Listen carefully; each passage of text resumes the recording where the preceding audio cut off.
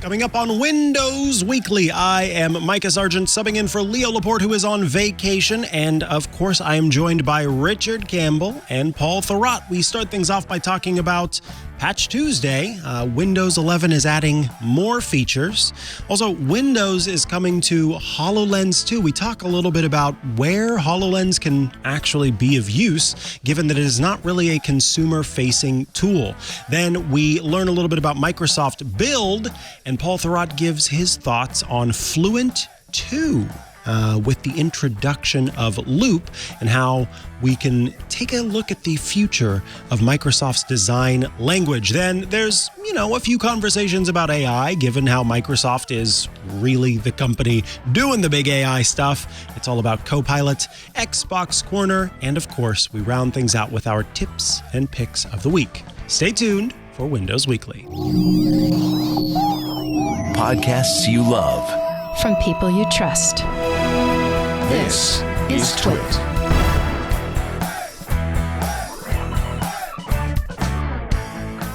This is Windows Weekly, episode 824, recorded Wednesday, April 12th, 2023.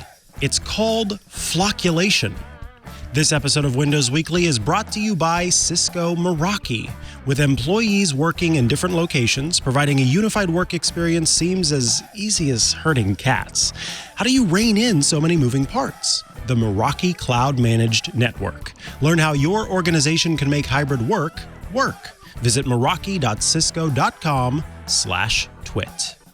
It's time for Windows Weekly. I, Micah Sargent, am filling in for Leo Laporte, who is, yes, still on vacation. And yes, every time you ask me, I will, yes, continue to tell you that he's on vacation. But he will be back. Don't worry. He's just, what is he? On vacation. This is the show where we talk to some Windows watchers about all things Windows, Microsoft, Office, Xbox, etc., etc., etc. To my right, yes, to my right here is Paul Thurrott of Thurrott.com. Hello, Paul. Hello, Micah. Hello. How are you? Nope, I asked you first. I'm well. Okay, good. I think I have a little more energy this time. I don't know. It's the caffeine. Oh. Okay. Awesome. And to my left, as at least from where I'm sitting, it is Richard Campbell. Hello, Richard. Hello, Micah. How are you? I am doing well. I have to ask you because I didn't ask last time. I've heard it said as Rich, and I've heard Richard. Which do you prefer? I'm a Richard. You're a Richard? All right, that's good to know. The Twitter handle is Rich because the Richard was taken. Got it. Okay, that clears things up for me. Yeah. All right. Well, let us get underway because it's time to hear about what Windows is providing this week. And Paul, I think you're pretty excited because I just have to read. I need to read this opening line. This is I read this and I had a big old LOL. It says, in keeping with its threat to bring, quote, continuous innovation to Windows 11. Oh, this is from the article. Right. Yeah, this is from your article on Thurrott.com. I'm like, where does it say that? About Patch Tuesday bringing new features. Yes, they have threatened to continue to innovate, and they have done so. What's going on with Windows 11? The threat is not innovation. The threat is the continual delivery of new features after promising that new features would only come once a year. Oh, yeah, I remember that. I remember, I think I remember an episode talking to you about how they said, we're slowing things down. Yeah. Not really. Yeah, so just to bring you up to speed, because I think this is kind of a healthy framing of this conversation. Microsoft releases a new feature update, or what we would call a version upgrade of Windows every year now in roughly October, right? So this is the 22H2 release from last year and probably the 23H2 from this year. But it also reserves the right to release features in between at any time. Every once in a while, there'll be a collection of features that are big enough that internally they refer to it as a moment. We've had two of those so far. I know. One was in November/December, which I say that way because, frankly, they didn't get around to documenting this until last month. But basically, they do a preview version of it 1 month and then the kind of stable version of it the following month, which is actually just 2 weeks later because of the timing of the release, but let's not get caught up in that. So in addition to these moment updates, they also have these like other updates, right? So one of the weird things that happen, let me see if I can get the time frame on this right, is so 2 weeks before the second moment release, right, which came out in April, but the preview version of it came out in March. The preview version came out in late February. We were kind of surprised by the timing of this thing, but since then they've formally announced or revealed that this is a schedule. We're going to do this now. So every time there's like a feature update coming of any kind, lowercase f, lowercase u, they'll do a preview version of it 2 weeks prior. So typically the feature update, such as it is, will come out on a patch Tuesday, which is what we just experienced this past Tuesday. 2 weeks before that, at the very end of March, they issued the preview version of that update. So we talked about this on Windows Weekly, 2 weeks ago, right? This is a minor thing from a functional standpoint. And at the time, there were 4 features they were going to release. They ended up releasing 3 of them.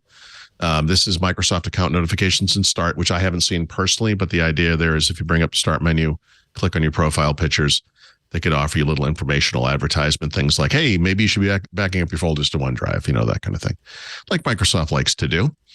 There's a search box improvement. This is kind of a hard one to explain, but if you're familiar with the way, and everyone gets the language wrong, but Microsoft or Windows rather supports system and app color modes. You can have a dark mode where everything's dark, and you can have a light mode where everything's light, but you can also kind of mix it up where the system's dark and the apps are light, or vice versa.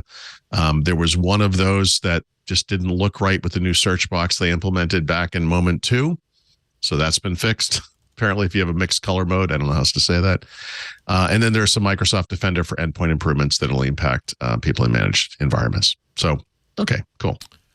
But now that the stable version is out as of this past Tuesday, they've actually added another feature. I'm hoping that Richard can explain this one because I don't actually understand it very much. But I can.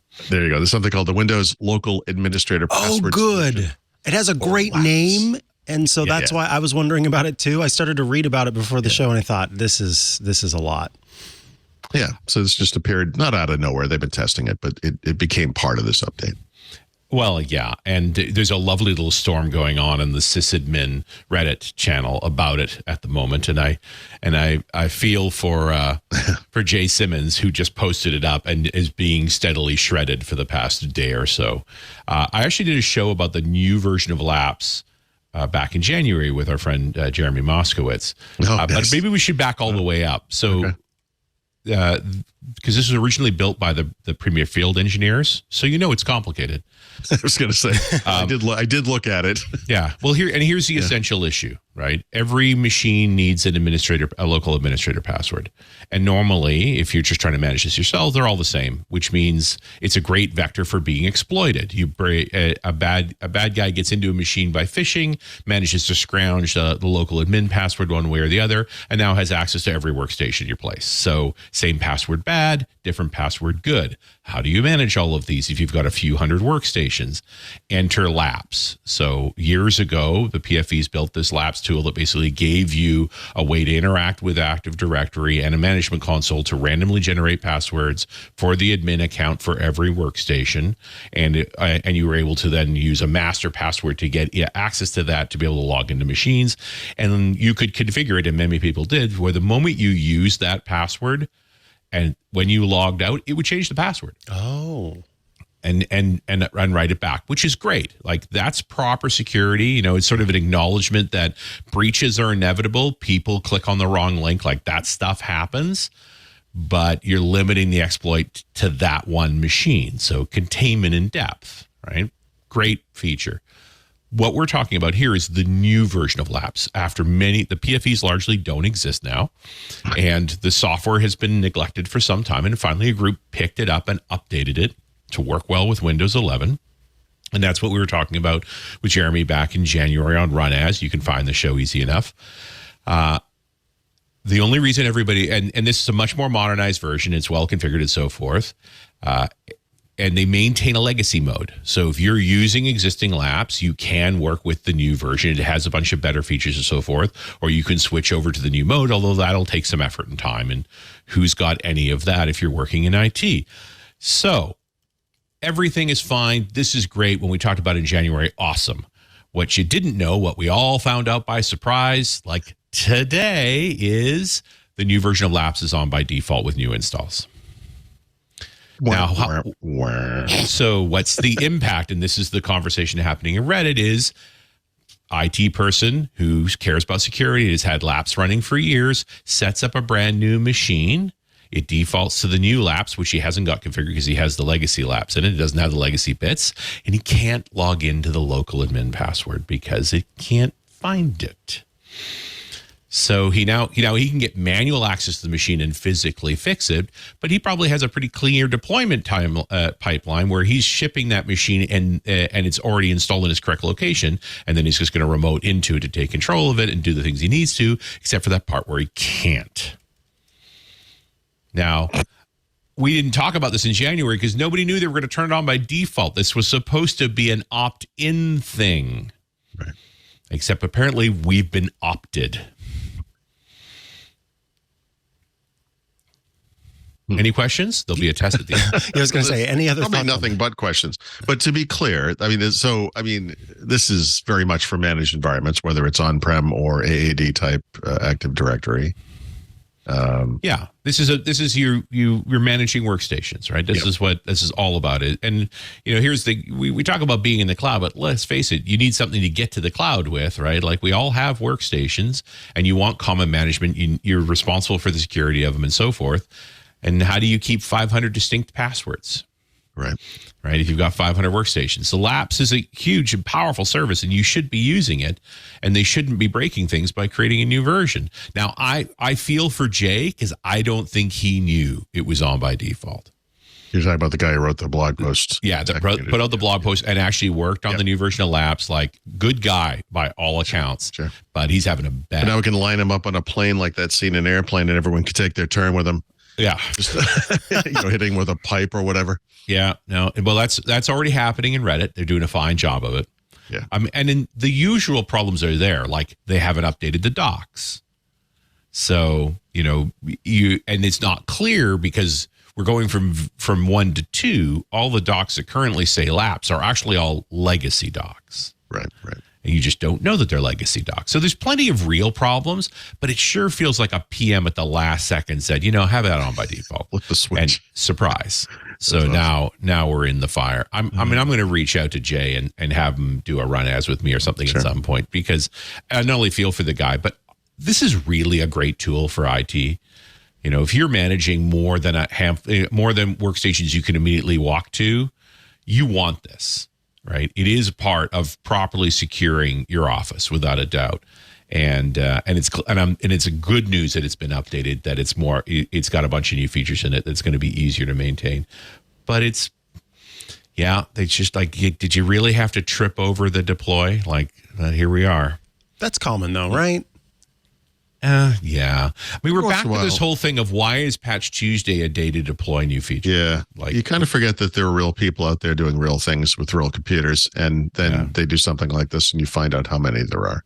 Well, and plus the schism between what the consumer is expecting from an update and what IT is expecting for an update. That's right. Yeah, IT expects it to be off by default and that you enable it. And then it's it's in a list of things I'm going to get to eventually when I work on preventative stuff. And this is one of them. But look, legacy Laps works, but it has some pain. So why would you break? I've already done the right thing and now you're breaking me. Like, don't be surprised. I'm a little angry. Can I ask you, Paul, when they say addresses a compatibility issue that occurs because of unsupported use of the registry, right? What is unsupported use of the registry? Listen, I don't know. So it's amazing to me that you pulled that line out, because when I read these descriptions, that one's like you're just reading. It's like, wah, wah, wah, wah. They're not saying something. And the funny thing, you're not the first person. So the guy who works with me that writes news literally asked me exactly the same question. He's like, what do you think about this? It's like, I think I need to know more about this. I don't know. They're very purposely being vague. I want to know what people are doing in the registry that they consider unsupported. Interesting, because there's sort of whenever it comes to editing, making changes to the registry, right? You have sort of the little changes that everybody knows about, and then you have, or that many people know about, then you have the ones that are a little bit more obscure where you are asked, I've got this problem. You go, just make this change in the registry. So you think this is even more deep and sort of... Yeah, let me speculate, and this is hopefully an educated guess. One of the controversies in Windows 11 is that they've kind of stripped down the UI. They made it simpler and prettier and whatever, and people have lost functionality. And what people have discovered is that you can go into the registry and you can do things and like add stuff back that's missing, right? So for example, there's no way to resize the height of the taskbar, but if you know the right registry location, you can add a key, you can make it double tall or half as tall and kind of make it the way it used to be. And some people like to do stuff like that. So did Microsoft go in and fix something to where people could screw around with the registry and make a change like that? No, not because of individuals, but there are companies like Stardock, which has Start 11, or third parties that make whatever utilities that do things in Windows that bypass things that are a little more important. For example, there are utilities that prevent Edge from sucking up every search query you do, even though you chose a different browser. They're kind of circumvent this built-in behavior in Windows 11. And I bet there was a registry key in there somewhere that allowed some third-party utility to redirect something that was going to be redirected to Edge and put it back to your real browser. And Microsoft wants to prevent that because they do this on purpose. They're trying to direct certain things to the Edge browser, regardless of which browser you chose. So that my guess, I don't mean that to sound nefarious, but my guess is it's something like that. It's not some random UI setting for, like I said, for the taskbar or whatever. It's something related to something like that. That's my guess. Well, and let's face it, when you edit the registry, you're essentially doing brain surgery on yourself. Yes, that's right. Yeah, but with a proper mirror and good reflexes, it's okay. Two pairs of chromium tip tweezers, sterilized scalpel at least. Yeah. Is my hand shaking? It's like a weird question to have to ask, but yeah. Somebody. So you said something like that, and it's a not sporty setting. Like you can get into a blue screen situation. Yeah, you can. It's more importantly, you get into a PSS situation where it's unsupported. And that's right. And Microsoft at any time could revoke or change the way things work, and it's possible that part of this, well, it's probably not possible for this update, but it's part of like a moment 2 type update. They might make a change to where things are in the registry, and that thing might disappear. Things might not work properly. I want to take a tiny little tangent here. Well, it's not a tangent from what we're talking about, but it will take us from the next topic. Somebody in the chat has said this, and I just want to hear both of your responses. One of the best things that could happen to Windows is getting rid of the registry, but I can't imagine that happening because it would require major changes to how software works in Windows. Is that the perspective of an IT person? Or is that the what would lead to that belief of getting rid of the registry? And would people be upset about Unix uses plain text files for configuration. Yeah. Windows used to, right? WinINI. The INI files. Yeah. Right. So I think one of my earliest memories of Windows is I went back to college in my mid-20s, and I was, as part of that, I was working in one of the computer labs. And there was a problem with WordPerfect. It was running on Windows 3.1, which at that time was basically just pretty much out of date. We were just moving over to Windows 95. But people don't remember this, but the registry actually did exist in Windows 3.1. It's just that no apps used it, except for WordPerfect, which is the app I had to call and get support for, which at the time was owned by Novell, I think. And I spent a long time on the phone with these people, and they said, well, you have to open the registry editor. I said, I've never heard of this tool. And we kind of stepped through what it was. And it was just, it was meant to be an organized kind of hierarchical thing that was supposed to be superior to what Unix was doing with their own configuration files. And that was the plan. I think there are a lot of things like as soon as you implement them, you realize we've made a huge mistake and now we're going to go and try to reverse it. And there's been talk about getting rid of the registry, I think, forever. But I do think we're so far in with it now. I don't know what to say. I mean, it's... I mean, there is a way out, which is the same sort of tricks they've pulled with other things where, you can still edit the registry, but it's not actually a registry anymore. It's this set of files. Yeah, that's right. Like, you could virtualize they'll do it, redirects and things and so that's true. I mean, the problem we have with the old text file config problem is that you can put them anywhere. They can contain anything. There's no sense of hierarchy to them. Yep. And so you never know what to change where to get the effects you want. The problem is the registry is in exactly the same place. It just also needs a special editing tool, and there's stuff in there that will destroy your machine if you mangle it too badly. So configuration files are hard as soon as you get to scale in any amount of time. Yeah, you could have done like an XML registry perhaps in the early 2000s. Yeah, because we don't have enough angle brackets in our lives. Now at least it's a hand editable text file if you want it to be. And then you could also write tools to parse it, etc. I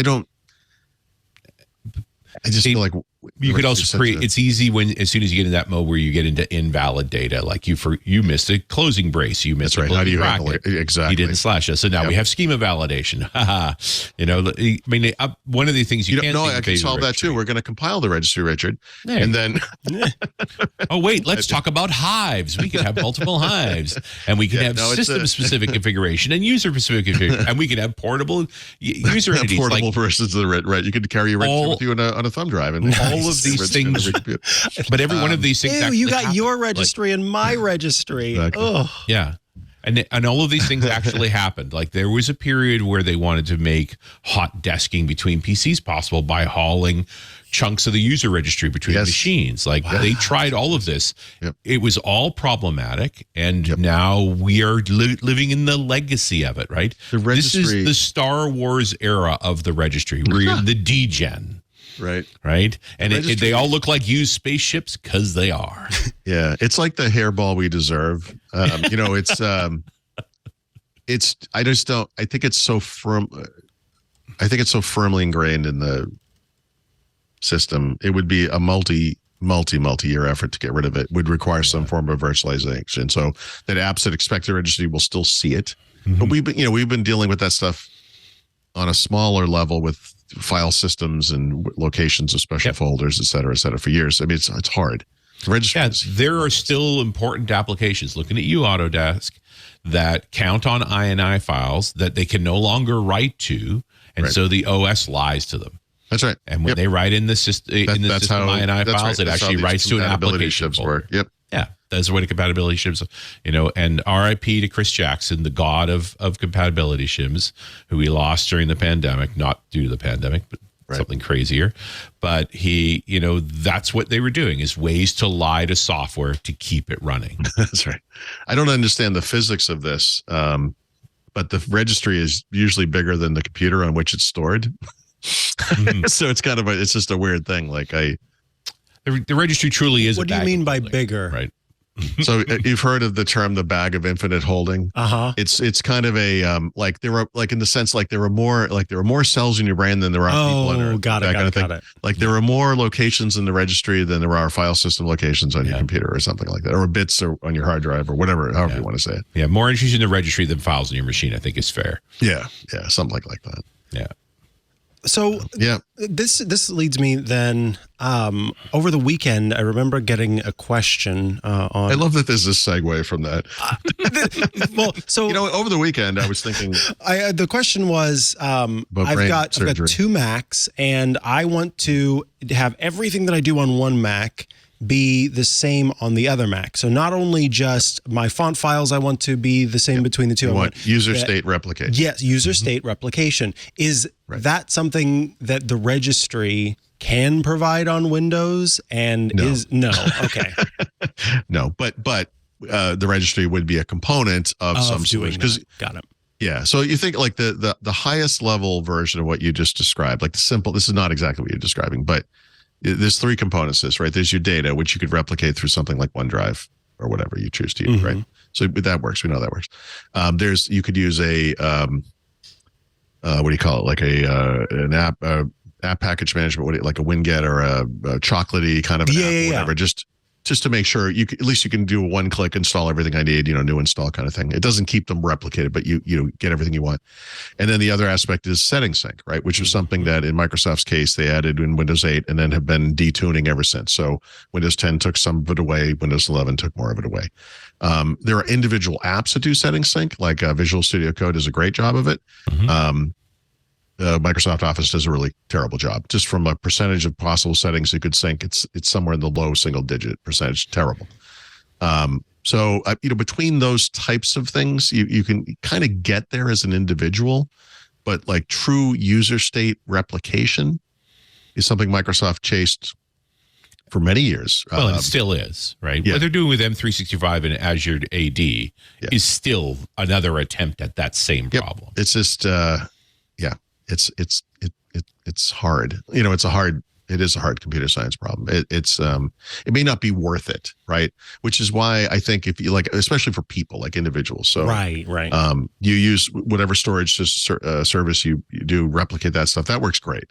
Replicating applications, I don't know. If you're all web apps and you use like a Chromium-based browser, I don't know, probably Safari, but you can do something like sync the web apps you've installed. Like you could have all that stuff appear everywhere. That gets you sort of there. Like I said, an app package management, what the right term is, sorry, that type of thing, it can help you at least get up and running on a different computer quickly and have the same apps. But the settings stuff, I mean, you need either a third-party utility or something built into the system to do that for you. And those are three different things, three or four different things, depending how you look at it. Yeah, speculating further out on this, as we get into the containerization of applications on the front end, which is a good security solution and solves a bunch of other problems, you could see this happening, that you log into your M365 identity, which is actually Azure AD under the hood, and it has a set of manifests that are really just containers for the apps you're likely to use. And as you go to use them, those containers arrive on that machine, at least temporarily. They're all running in a security box. They have their pieces of the registry simulated that they need and other resources. So, and you're writing everything back to OneDrive. This stuff is sort of there. There's a feature of Windows called Windows Pro called Sandbox that allows you to spin up a really fast, quick, dirty kind of VM for testing software that might be bad, but it passes through things from the underlying system automatically. One of which might be part of the registry, because there's a lot of pass through there. That's kind of interesting. You could have a Windows 365 install up in the cloud. I don't know that this exists today, but there's no reason there couldn't be some form of pass-through where I've signed in on the local system, I sign in on that system, my apps from the local system are available in the virtual system, and perhaps vice versa, et cetera. Like there's things that kind of get us to what you're talking about. What you want is you sit on a plane, you tap on the tray, which is really a keyboard, and the screen in front of you becomes your computer, and everything's there. Yeah. Right. But this isn't like a local system. You're talking about a system in the cloud. Yeah. This is virtual desktop, right? Yeah. And again, Microsoft makes that. They just don't make it necessarily for the purpose you're describing. Right. It's the uprate from terminal server to this new mode where really most of the time what I'm seeing it used for is I have old badly behaved apps that can't be used in work from home settings. Right. So I put them in this Azure virtual desktop setting, and then your machine calls into that to be able to access it. Windows to go fell. Is that still around into this category? The idea that you have a complete profile system. I believe that's attempt number 4. Yeah, it's just like chapter 4. And I'm pretty sure we're up to attempt number 7 now. Yeah. I feel like we've been tiptoeing around it. What is it you're looking for exactly? Like what's? That kind of was I was just curious, not even to answer the person's question, because they were talking about it on a Mac, and basically what I had to say was no, that's not a possibility on the Mac outside of MDM solutions that are for the enterprise. I just was curious whenever you were talking about taking a USB drive around and using the registry, if it was easier to do on Windows than it was on Mac OS. So you answered. How does Mac handle configuration files? It's Unix based, right? So they must have text files. That are basically they're XML, I think.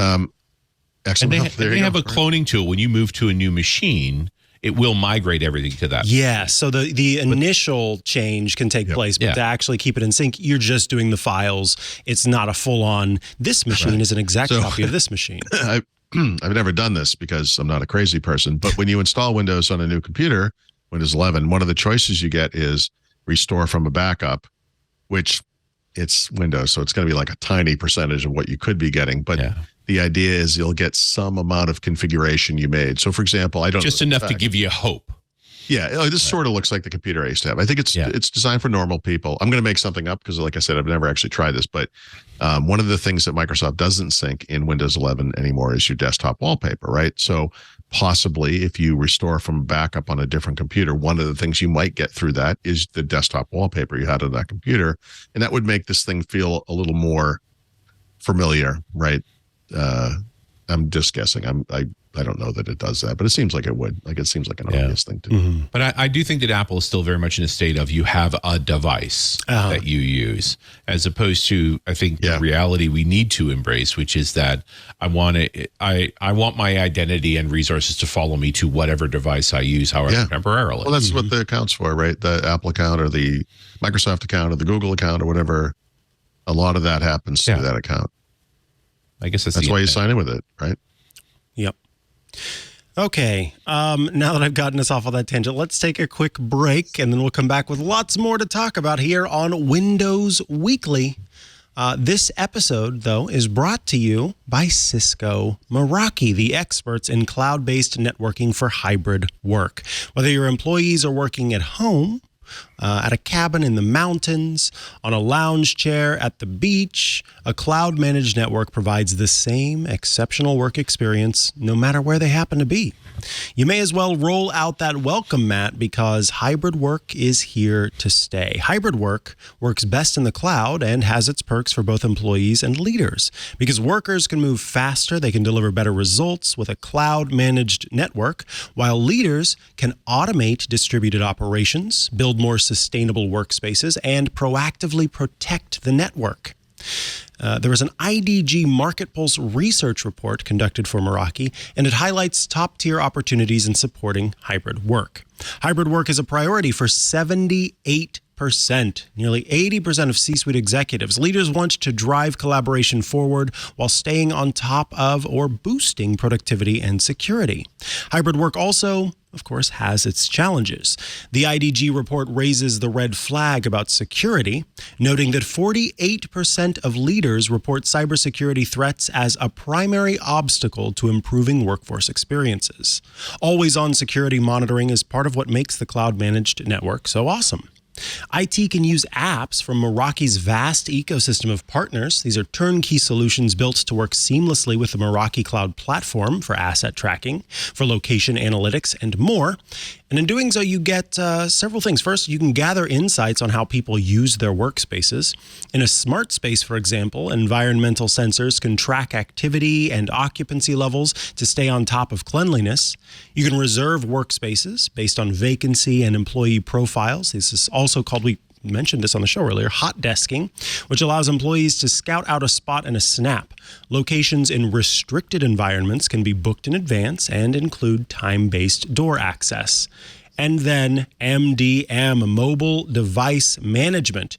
Integrating devices and systems allow IT to manage, update, and troubleshoot company-owned devices even when the device and employee are in a remote location. Turn any space into a place of productivity and empower your organization with the same exceptional experience no matter where they're working with Meraki and the Cisco suite of technology. Learn how your organization can make hybrid work. Visit meraki.cisco.com/twit. Thank you, Cisco Meraki, for sponsoring this week's episode of Windows Weekly. And we are back to the show. All righty, Paul Thurrott and Richard Campbell, what's next on the list? So The Verge had an interesting story about how, actually I should say that's Windows 11 was coming to HoloLens 2. Which is the HoloLens platform Microsoft's been forced to keep in market for a long time now because they can't come up with a HoloLens 3 that makes sense. The problem was they weren't supposed to write about it yet. Just kidding, everybody. No. They took it down. So apparently they violated their NDA. Because we spent a lot of time trying to find the original source for this and couldn't. And it's been pulled down, I guess. Yeah, so it got pulled down. So I guess that's happening. What does this mean to HoloLens? Not a lot, right? Not a lot. Slight performance improvements and I guess some improvements in getting web-based apps running on HoloLens with the two cited benefits. Not too much else, so no biggie. But what we really need is new hardware. It's been 4 years now. 4 years. It was they announced it before the pandemic, so 4 years. 4 years. Yep, I was there in Barcelona for HoloLens too. Yeah. So it's time. Who uses those are the these days? Who is it? Is there really a market? It's not so much a who as it is a what. Okay, which robots out there are using? Yeah, I meant by corporations. It's a vertical solution. Yeah, right? It's a vertical solution. Yeah, it's not an end user thing. But I mean, HoloLens 2 is $3,500 a headset, and if you're using it full time, it's about $1,000 a month. So who would use this, right? Yeah. NFT costs. So one of the great examples I saw of a good use case for this is you're a car designer. Mm-hmm. You're building a car for Ford or whatever company. In the past, you used to literally have to build a physical model using clay, right, which must weigh the same as an elephant, and then have people walk around it and say, okay, could you shave a little off here? Or how does this work? And it was kind of hard to understand the spatial relations of things inside the vehicle because there are certain requirements because of the frame where people have to sit, et cetera, et cetera. But with HoloLens, you could design that thing in a 3D space, and then people could walk around with mixed reality or what we call VR headsets and just see what you're doing, right? Because you as the designer would have the ability to go in and actually work on it, but they could walk around it and see it in 3D space. You could see it as big as it was physically really in real life. You could walk around it, that kind of thing, right? That's a neat use case. There are, I don't know, 8 or 10 people in the world that need that. It's not, that's True. kind of the problem, right? So, yeah, okay, maybe 100, whatever it is. I mean, it is excellent, and it's absolutely better than what they used to use before. And then there are kind of minor use cases. I always really like the remote. You're working on electrical. Is it the blue wire or the white wire or whatever? And this little guy's up there in a Skype window, or now it'd be a Teams window, and he's like, "Okay, Bob, don't pull the blue wire." Yes. He can see what you're doing and kind of talk you through it. Like I kind of always liked that notion, but real world, I don't know. I mean, I did too. I thought that was a great use case where, I'm helping someone with tech, and I guess it's a world where HoloLens is not as expensive. And so I could just say, put on those. I'll help you exactly what you need to do here. Or, I could show somebody how to quickly fix a pipe. Most of the stuff doesn't require what I just described. The car one I think is actually pretty compelling, but I've done a lot of people have, you have an iPad or something, do some AR thing. This notion that you walk into a museum and there's a giant, they don't call them brontosaurus, a Apatosaurus skeleton that goes off into the distance, and you hold up your iPad or your phone to it and you can see the actual animal instead of just the skeleton, and then you can kind of walk around it and see that. I think that stuff's really fun. Mm-hmm. Yeah. But did I just describe a major moneymaker for anybody? Right. Not really, right? It is excellent, but it's, Siemens did a whole scenario around power generation turbines. Yeah. And so their point was these are $50 million turbines, and a full service on them is like $5 million. Right. And there's a problem with counterfeit parts and actually detailed records of maintenance and so forth. And the folks doing the maintenance, their hands are busy. So having the goggles on allows them to keep their hands free to do the work that they're doing the maintenance, bore scoping, checking blades, like all of these different tasks. And so the HoloLens should demonstrate not only a more reliable maintenance cycle, a better record of the maintenance being done, detailed recordings of parts being replaced and showing that they were, real parts and where they get their origins and so forth. And also being able to bring in experts in real time, that a person who's an expert in that turbine but not in the same location can put on their HoloLens and see through the other guy's eyes. That was what. Yeah, that's the compelling thing. It at a really high level. I mean, I just feel like a lot of this stuff. When you sell, back in the 1990s, when you had you made Windows and you had Excel and Power, and Word, and you could say, look, here's this tool you can use to do something. Mm-hmm. It was generally applicable to a really wide audience, Mm-hmm. And one of the problems with HoloLens is like, we have this amazing platform and everyone who's in us, it's amazing. And it's like, well, what are you going to use it for? And it's like, well, I would use it for this. And then the other guy over here is like, well, I would use it for this other thing. And there isn't a lot of overlap, like the Siemens thing you just described, or the automaker thing. The automaker thing, I guess, it could work between different automakers, but I mean, they tend to be very specific to that company. Yep. And they're not universal. They're not something you could resell. I guess you have to. I have to give Microsoft props for, instead of just completely ditching it altogether, they did find that little place where it could fit, and they go, okay, I guess we'll just have to work specifically with these companies to make it happen. I realized a great use case for it. If John Deere wants to get the government off its back, then it could start shipping out HoloLenses to the different farmers who buy John Deere tractors. And then when something goes wrong with their tractor, they get the little John Deere person to come in virtual space and walk them through the process. Sending them out to 2 states away or whatever. Yeah. Yeah. Yeah. And it might actually be cheaper than the litigation they're going through right now. Mm-hmm. I mean, I also compare this state with HoloLens to very much the way the BlackBerry was like in like 1998. Yeah. You know, the BlackBerry phone was the first phone that had email on it. But if you wanted that to happen, you had to run BlackBerry Enterprise on your custom Exchange implementation. But it gave you email on your phone 10 years before everybody got it with the iPhone. Mm-hmm. And so, you know, it was for executives. The phones were incredibly expensive. The infrastructure was difficult to run. Like, it's very much in the same state, but it's how you get to the consumer product is at first the verticals find that value where the costs are worthwhile, so that you can mature the stack enough for it to make sense to make a lower cost solution, a broader infrastructure solution. So, I mean, it concerns me that AR is largely stalled. And I think this mixing of AR and VR is hurting both.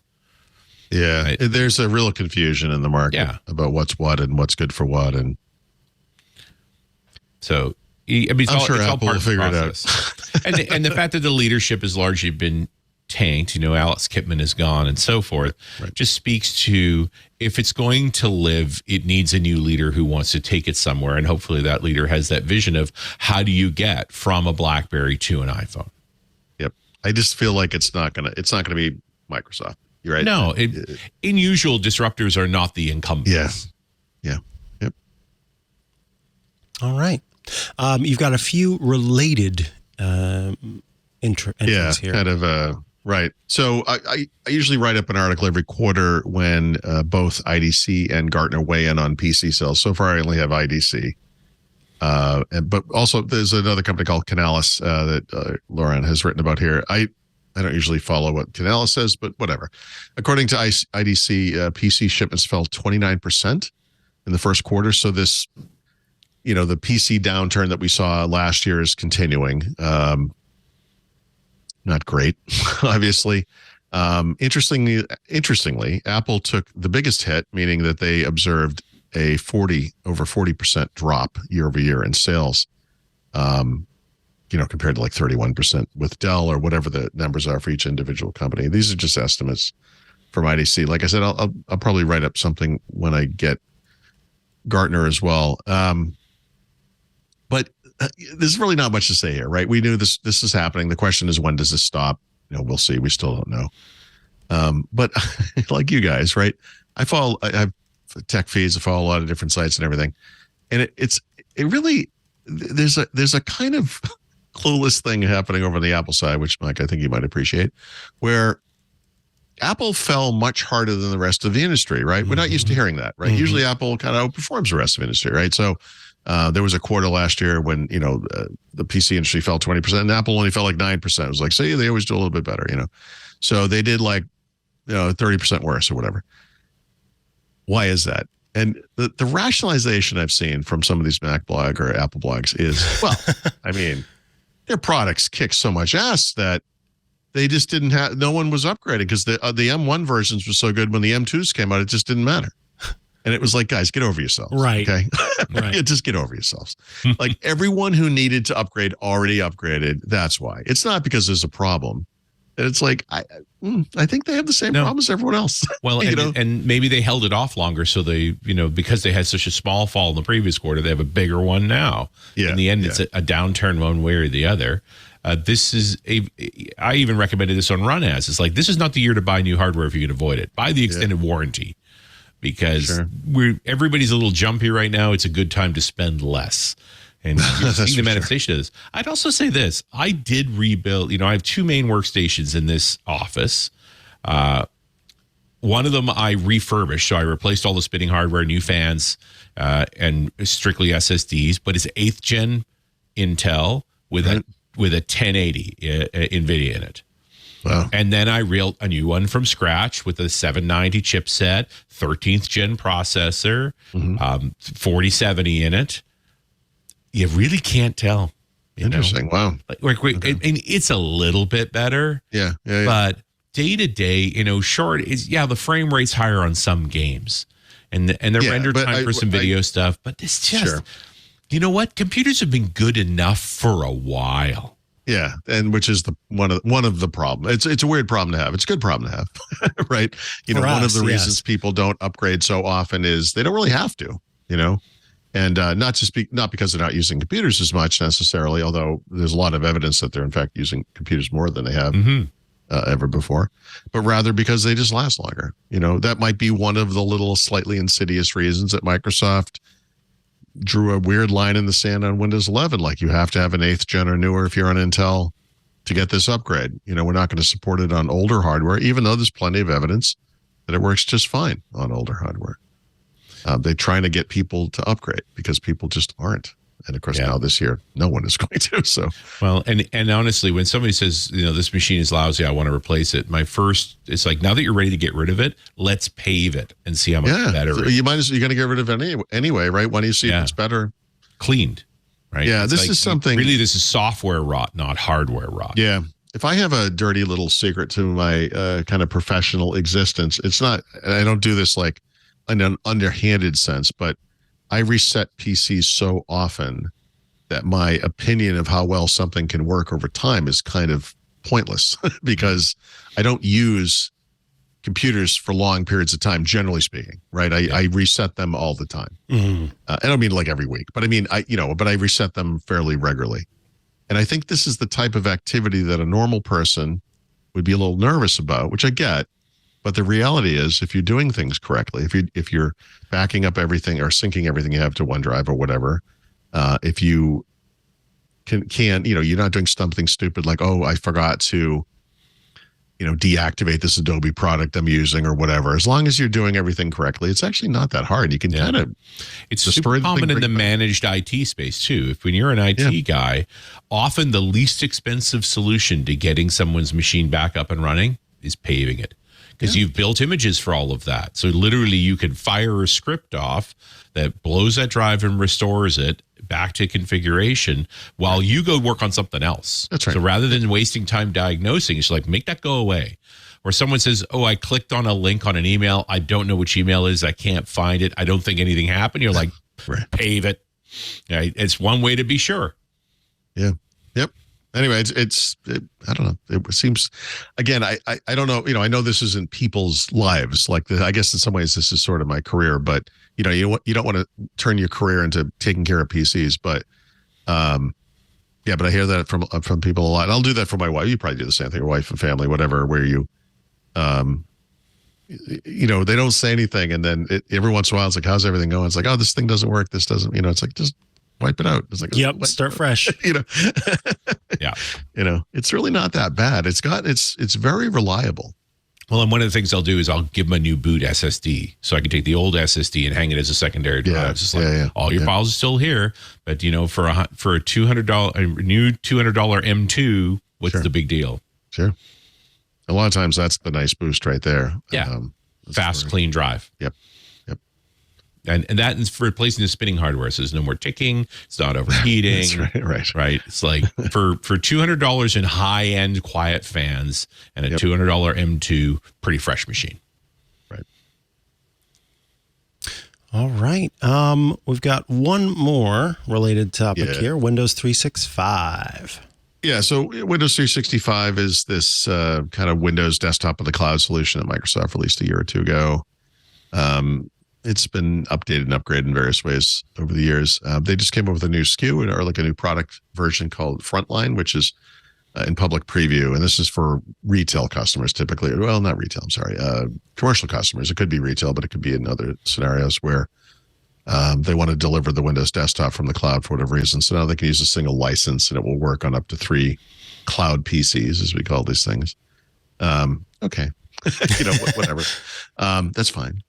I'm more amused by this notion that there's a new Windows 365 app on 2023 LG smart TVs. And it's like, guys, come on. Yeah. Are you serious? Like, are there people using, I know I shouldn't even ask this. People are using Windows on a smart TV? What are you doing? How? Why? What is this? What do you? That's what I mean. I don't know. You've maybe view things in your OneDrive. You could see photos on the screen. Maybe. I'm just trying to. You're like, no, I'm trying to understand what the unacceptable. point of this is, right? Yeah, I don't get it. I don't know. It'd certainly be a bigger screen. It would be a bigger screen. Yeah, that hard to hang a keyboard off it somehow. Yep. You already made the mistake of plugging your TV into the network. Exactly. So, yep. I suspect that's why LG's offering, because most people are just like, I'm not plugging. This is like, it's like an intelligence test. You get like a Samsung or an LG thing. Yeah. You sign into that account. No, idiot. No. What are you, what are you doing? Yeah, it's like, listen to me. You're a screen.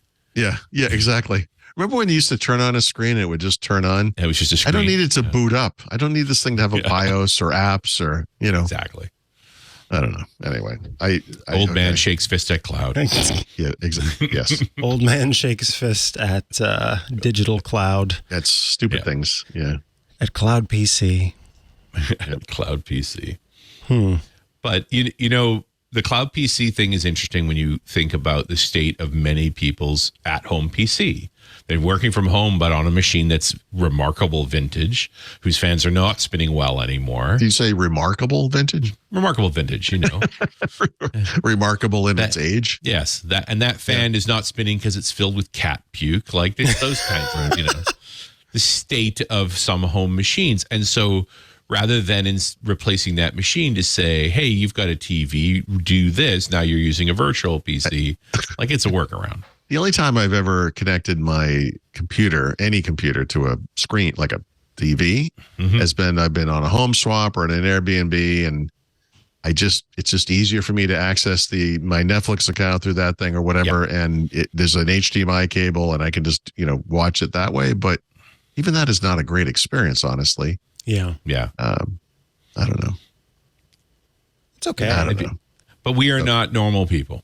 Like, you'd be better off if you had an iPhone or an iPad and an Apple TV. That experience would be pretty good. Yeah, but if someone's trying to figure this out from a phone, and working on it, trying to work on a spreadsheet on a phone, the idea that their TV could be the larger screen is interesting. I mean, on it, I can see my TV from here, and honestly, at this distance, it's not the biggest screen. No. So, I mean, it's bigger physically, but you'd have to get up close to it. But I hear you. I'm not sure who's using Cloud PC. No, I haven't done a lot of shows on it for exactly that reason. It's like, show me the use case where people, this was a solution. Well, the use case is that it's another licensable moment for Microsoft, and they'd really like someone to figure out a reason to use it. For sure. And LG wants you to plug the network cable into the TV. So like everybody's motivated except the customer. I can't imagine anyone doing that. I'm looking to run a Cloud PC, but I want it to run as slowly as possible. Nice. Oh, we have a smart TV app. That might solve the problem. Yeah. It's one crazy. Yeah. Of course, the other question here is if your PC's in that state, what's your internet connection state? That's a good point. Yeah. Is it going to even go fast enough? I've got the 2 cans in a string solution, right? All right, let us move right along here. It's time to talk about, I can hear it. It's growing, it's building, it's Microsoft Build, and it's time. It's like a Kate Bush song over there. It's in the trees. So Microsoft Build is Microsoft's developer show. It usually happens every May. Sometimes it's April, but usually May. And this year, for the first time, they're going to have some live audience there, although it's going to be a hybrid show. Most of it will occur virtually.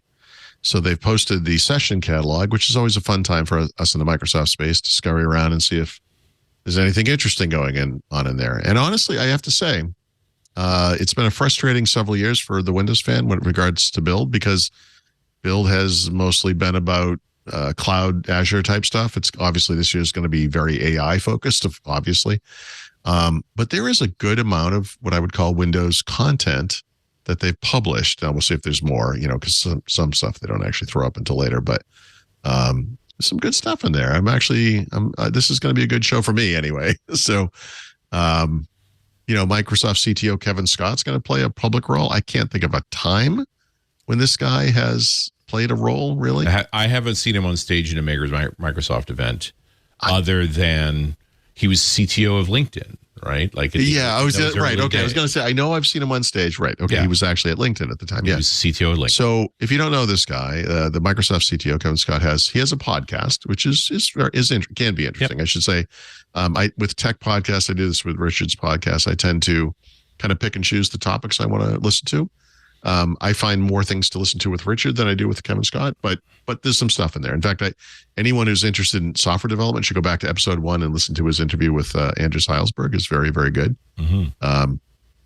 But depending on the topic, I absolutely will listen to this. So he is going to present at this show and be involved in some other Q&A type stuff. So he's doing I think it's a session, I guess I'll call it, the era of the AI co-pilot. I think it's a keynote. It's a keynote. Excuse me. I'm sorry. Yeah. Right, of course, he's a CTO. So that's very interesting. But in the Windows space, they're going to talk about how they integrated WinUI 3, which is this modern user interface design, into the File Explorer in Windows 11. Raymond Chen's going to be there, which is awesome. I subscribe to his blog, which is the old new thing. We also has a book by this topic. Very esoteric software development topics. He goes off on these. He'll go off on a series. I'm going to make this one up because I don't know this exactly, but he did a series on, I think it was MIPS assembly language, part 1 of 9, like back from the early 2000s or late 1990s. Crazy. AI powered developer experiences across cloud and edge with Windows. Best programming practices for creating ARM apps for Windows. There's some .NET MAUI stuff going on there. Blazor, which is Microsoft's web technology, .NET-based web tech, including something called Blazor United, which, based on the name, I assume is a blur. Rich will know this. It's like, I know there's Blazor server and Blazor web, and is it kind of a full stack web, I assume? So the original Blazor was based on WebAssembly, this ability to put whatever language you want into the browser. Yep. The problem, of course, is that the .NET framework is not a trivial thing to load into a browser.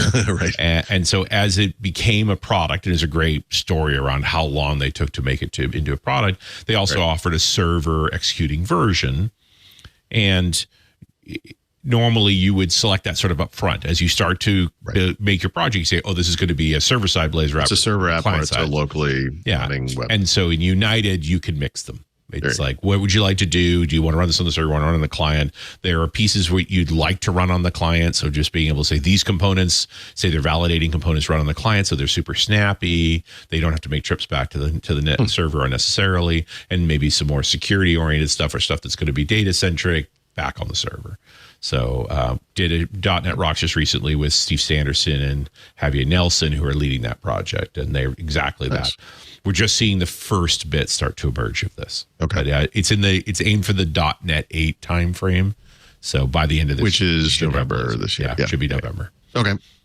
The biggest thing, though, that I pulled out is there's a session on Fluent 2. So Fluent is Microsoft's design language. WinUI, which I mentioned up front, is an implementation of that design language, right? They've never mentioned a version 2 of this.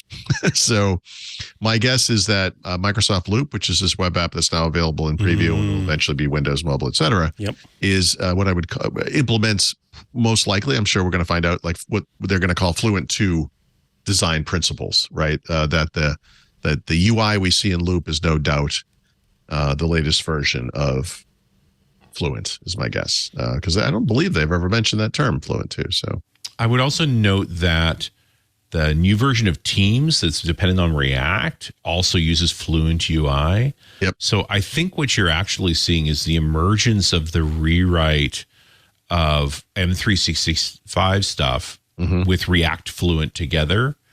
Okay. And because there is actually a separate implementation of Fluent design, like WinUI style controls for React. Yeah. Right. And I wouldn't be surprised. I think that's where that's coming from. Yeah, I think I'm sure this design language system kind of appeared, and then people started using it. They started implementing the controls like in WinUI 3, or WinUI 2 originally, WinUI 3, whatever. And then now that Microsoft is using it in a bunch of different places, you see modern UI in, like you said, the new Microsoft Teams app, in the Microsoft Loop app, in the new Outlook.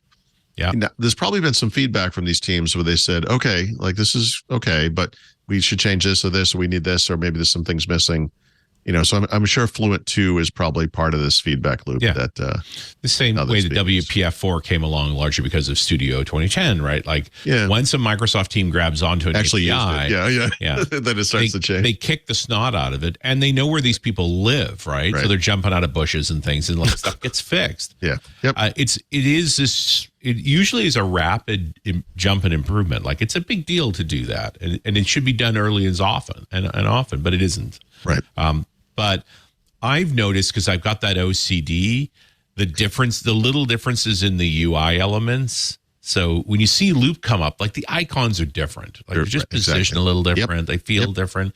And Teams too, it's different. And now I know why, right? Are they both different in the same way? Because this might literally be Fluent 2, right? Yeah, I think it's Fluent 2, and they're tapping a different icon set and a different frame set, and you're seeing that. I was just thinking about this the other day. I was looking at the settings app in Windows 11. So if you think back to Windows 10, like one thing that might be lost on people is that the Windows 10 UI was designed to work well on phones, tablets, and computers, right? Because that was the original mission. Yeah, and so you could kind of squeeze an app down to a phone shape, and it would look like it would make sense on a phone.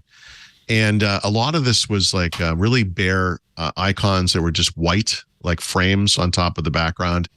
And in Windows 11, they're walking away from that because, of course, there's no phone. So if you look at the sidebar in the Windows 11 setting app, each of those top-level icons is not a white wireframe kind of an icon. It's color. They're filled in, they're colorful, they're kind of cartoony, whatever, but they're quite different from the Windows 10 icons that would be in the same place.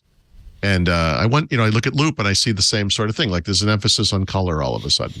Mm-hmm. And I wonder if that isn't a Fluent 1 to 2 kind of a change. Like we're introducing color and volume and not so much outlines of shapes, but actual, because design norms change, over time. But also, I mean, Fluent is a derivative. The original Fluent, which was for Win 10, was a derivative of Metro, which was Win 8. So they were cleaning up Win 8 stuff in Win 10. Right. This is only V3 of this. And as we know with Microsoft, it's kind of every third versions are the good ones. I mean, their predecessor to this stuff debuted in Windows Media Center, right? And Zune used the same thing. And we could throw Arrow into this mix as well, but it all the last rethink a design language was really Metro. It was Metro, yeah, and they built on top of that. And I knew Metro was terrible, even though I liked it because they had to keep explaining it. Yeah, well, there was a lot of explanation. Like, listen, you're not a designer, so you don't know how awesome this is, but I'm going to explain it. And then 20 minutes would go by, and you're like, "What is this guy talking about?" Yeah, why are you like Albert talking? Schum and those guys? And it's like, dude, if you have to explain why this thing is good, it might not be that good. Yeah, well, this stuff to me is, it is different, like you said. Definitely, it's a little jarring in a way, but it's at least, I would call it pleasant. Yeah, right. I wasn't horrified at the new look. I just noticed it was a new look. It is noticeably different that hadn't been explained. But this seems to be. I think I think they're going to explain it. I think this. Again, I can only guess for now, but I think that this is it. I think that's what's happening. And the big thing here is, are you going to share it with the devs? Right. That's right. Once upon a time, there was a mechanism here. You built a new version of Windows. It came with a new version of Office, and then a year to 18 months later, we got the tools in Visual Studio to make our apps look like Outlook, right? Like that was the pattern. Then Ribbon. Let me introduce a phrase into your brain, which may already be there if it's true, because you would have not have heard it from behind the scenes. But that phrase is WinUI 4. And I have spent a significant amount of time. I'm not going to spend too much time on the show on this, but I have spent a significant amount of time figuring out WinUI UIs, if you will, using the Windows App SDK.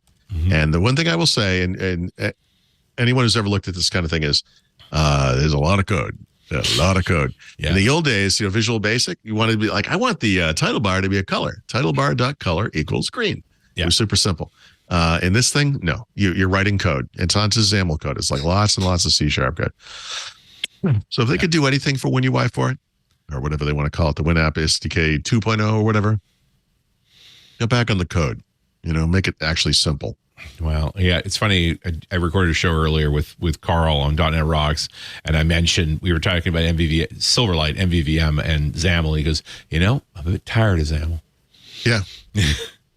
Yeah, it is because if you've ever verbose. done anything in it, it's verbose. There you go. It's wordy. Yeah, there's too much code to write to do a little thing. Yeah, we used to think that was a feature, right? It was like it's readable. Yeah, it's readable. But barely. That's a lot of angle. Well, okay, sorry. But I think we're getting more particular compared to terse. Terse code can somehow can often be written to be obfuscated on purpose, right? You have no idea what this thing does. There's a caret and a plus mark and what looks like a star, and it means something.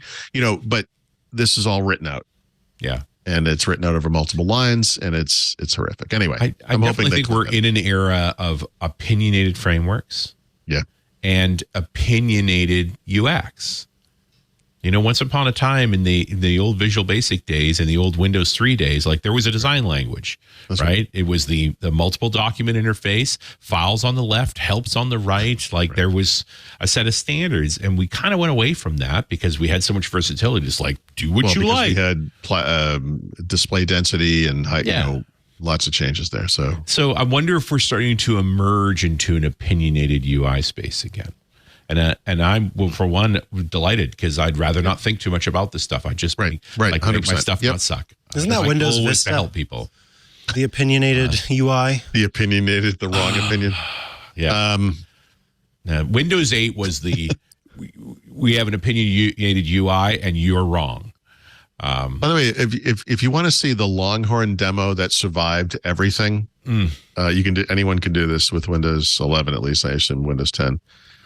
Bring up the calculator app and just start stretching that thing out. Just pull it around and it resizes and rescales. And that was literally one of the very first Longhorn demos of all time, which was about high DPI displays and how apps could scale to meet the demands of different types of screens. Yeah, turn on the scientific mode so you have lots of cool buttons to play. Yeah, there you go. But you see what I'm saying. It kind of pulls in every direction and it works really well. And there is really no other app that kind of does that. But that was how they demoed it. They're like, look, this is what all apps are going to be like. And now we have one exact Pretty sure app it was like built this. by interns too, Oh, yeah, for sure. Yeah, as is common. 100%. So anyway. at Build, I do have a question. Do you think that, so we saw Microsoft showing off a lot of its AI chops and then also sort of rebranding all of the AI stuff that it was doing as Copilot. Yeah. And we know we're going to hear more about that based on what the titles are. But my question for you is, how much new stuff do you think we're going to see? Or did Microsoft kind of show it off earlier to show that they, we're on it, we're doing it, we're making it, or are we going to see some new stuff, do you think? I mean, there are multiple levels to this, right? So there's the Copilot capabilities that will end up in specific applications, right? Like OneNote we have in the notes here because they announced it, but we know it's coming to Word and Excel and everything else. And it's not hard to imagine how might a Copilot functionality, help you start a Word document or create a PowerPoint presentation. That's pretty straightforward, right? It's a matter of timing and what platforms it appears on first, et cetera. I think the more important thing for Build, and the reason maybe Kevin Scott, although really I think Scott's leading this, and you look at his title, he's literally like Copilot. So I think he's the Copilot. That's what he should rename himself, the Copilot. Yeah, or he should rebrand his title. Yeah. How can we bring these capabilities to developers so that they can provide Copilot AI, for lack of a better term, capabilities in their own solutions, wherever those solutions may run, right? Desktop platforms like Windows, but also mobile and then just cloud services, right? So it is a developer conference. I mean, it's not, they're going to be, because they want the press, they're going to show off cool end user features. Like Apple does the same thing at WWDC. Yeah. Google does the same thing at Google I/O. Microsoft will absolutely always has done it. But the real, this may be their one more thing. Yeah. The real bit is, so there's this AI thing happening. Microsoft is asterisk kind of on the leading edge of it. How are we going to bring those capabilities to you? I have to say, as a developer, if I were a developer, I would be very excited by the possibility that Microsoft has invested tens of millions of dollars, billions of dollars into a technology that they can then license to me, and I don't have to make that investment. Yeah. Right. Yeah. So we'll see. I don't know. One would argue there's Azure OpenAI. Like we're already seeing piece of this in the cognitive services tool set. Yeah, that's true. But it seems like a logical close to a keynote at Build. Yep. To say, even if it isn't shipping at that point, to say you're getting an AI. You're getting an AI. Everybody look under your chairs.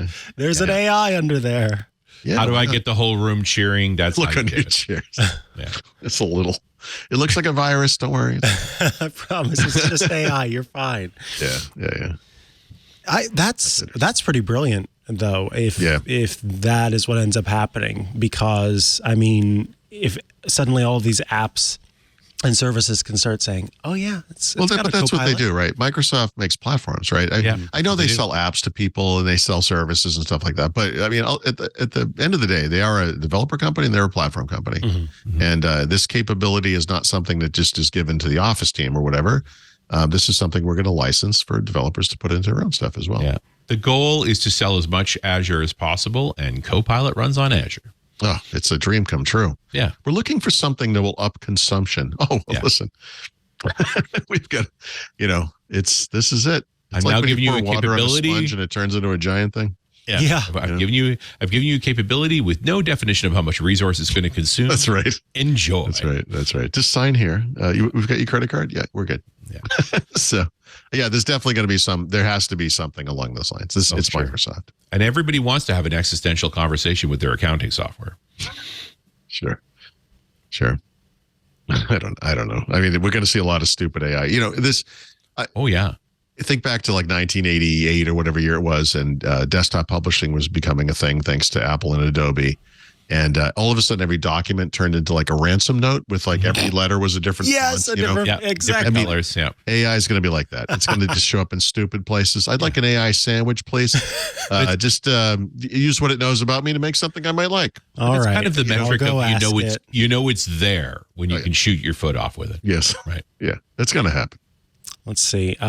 Please give me a recipe for a sandwich for a man who has devoted his life to covering Microsoft and surrounding software and it's going to be a pufferfish sandwich with some hemlock.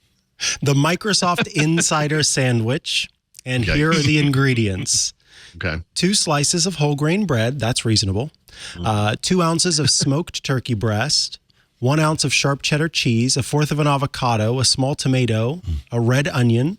You also get mixed greens such as spinach and arugula, mayonnaise, Dijon mustard, honey, salt and pepper, and then optional, you can add, and please don't, this is optional, don't add it, 1/4 of a teaspoon of Windows-themed edible glitter or sprinkles for garnish. Yikes. So that sandwich is terrible. The Windows... Again, that's what I would expect of AI. Yeah, the Windows sauce that you're making is the mayonnaise, sauce. The Dijon mustard. You don't want to know how they make the Windows sauce. Let me tell you, if I'm going to make Paul Thurrott a sandwich, it's going to be a lobster roll. Thank you. There you go. Yes. Oh, you use the mixed greens to create a Microsoft garden. Oh my God, let's get out of here. Help me, my cliche is hurting. Yeah, exactly. There's a cream for that. Let's move on to Microsoft 365. Yeah, so we mentioned this notion of Copilot. So one of the things that Microsoft just announced literally was that Copilot, what they're calling the Microsoft 365 Copilot, is coming to OneNote, just like all the other productivity types apps. And it's just exactly what you think it's going to do, right? Generate ideas, create lists, organize information, transform text by summarizing, rewriting, formatting, etc. It's exactly what we expect AI to do to text, right? So very similar to what we would expect this thing to do for us with Microsoft Word or whatever. So we'll see. I'm very interested in seeing what form these things take in different. I mean, I'm most interested personally in Word, but even something like simple. We've seen the basic versions of this in email. You get an email and it will suggest replies, or you start to write an email and it starts suggesting things you might, it's trying to figure out what you might want to say. I think AI is going to be that kind of capability on steroids. basically. I have to admit, I do like the little suggestions. You just hit tab to have it sort of autofill. I do. The problem that I've seen, and they keep showing this, I've seen Microsoft do it several times, is you are a manager for a team, and your team has just done something great.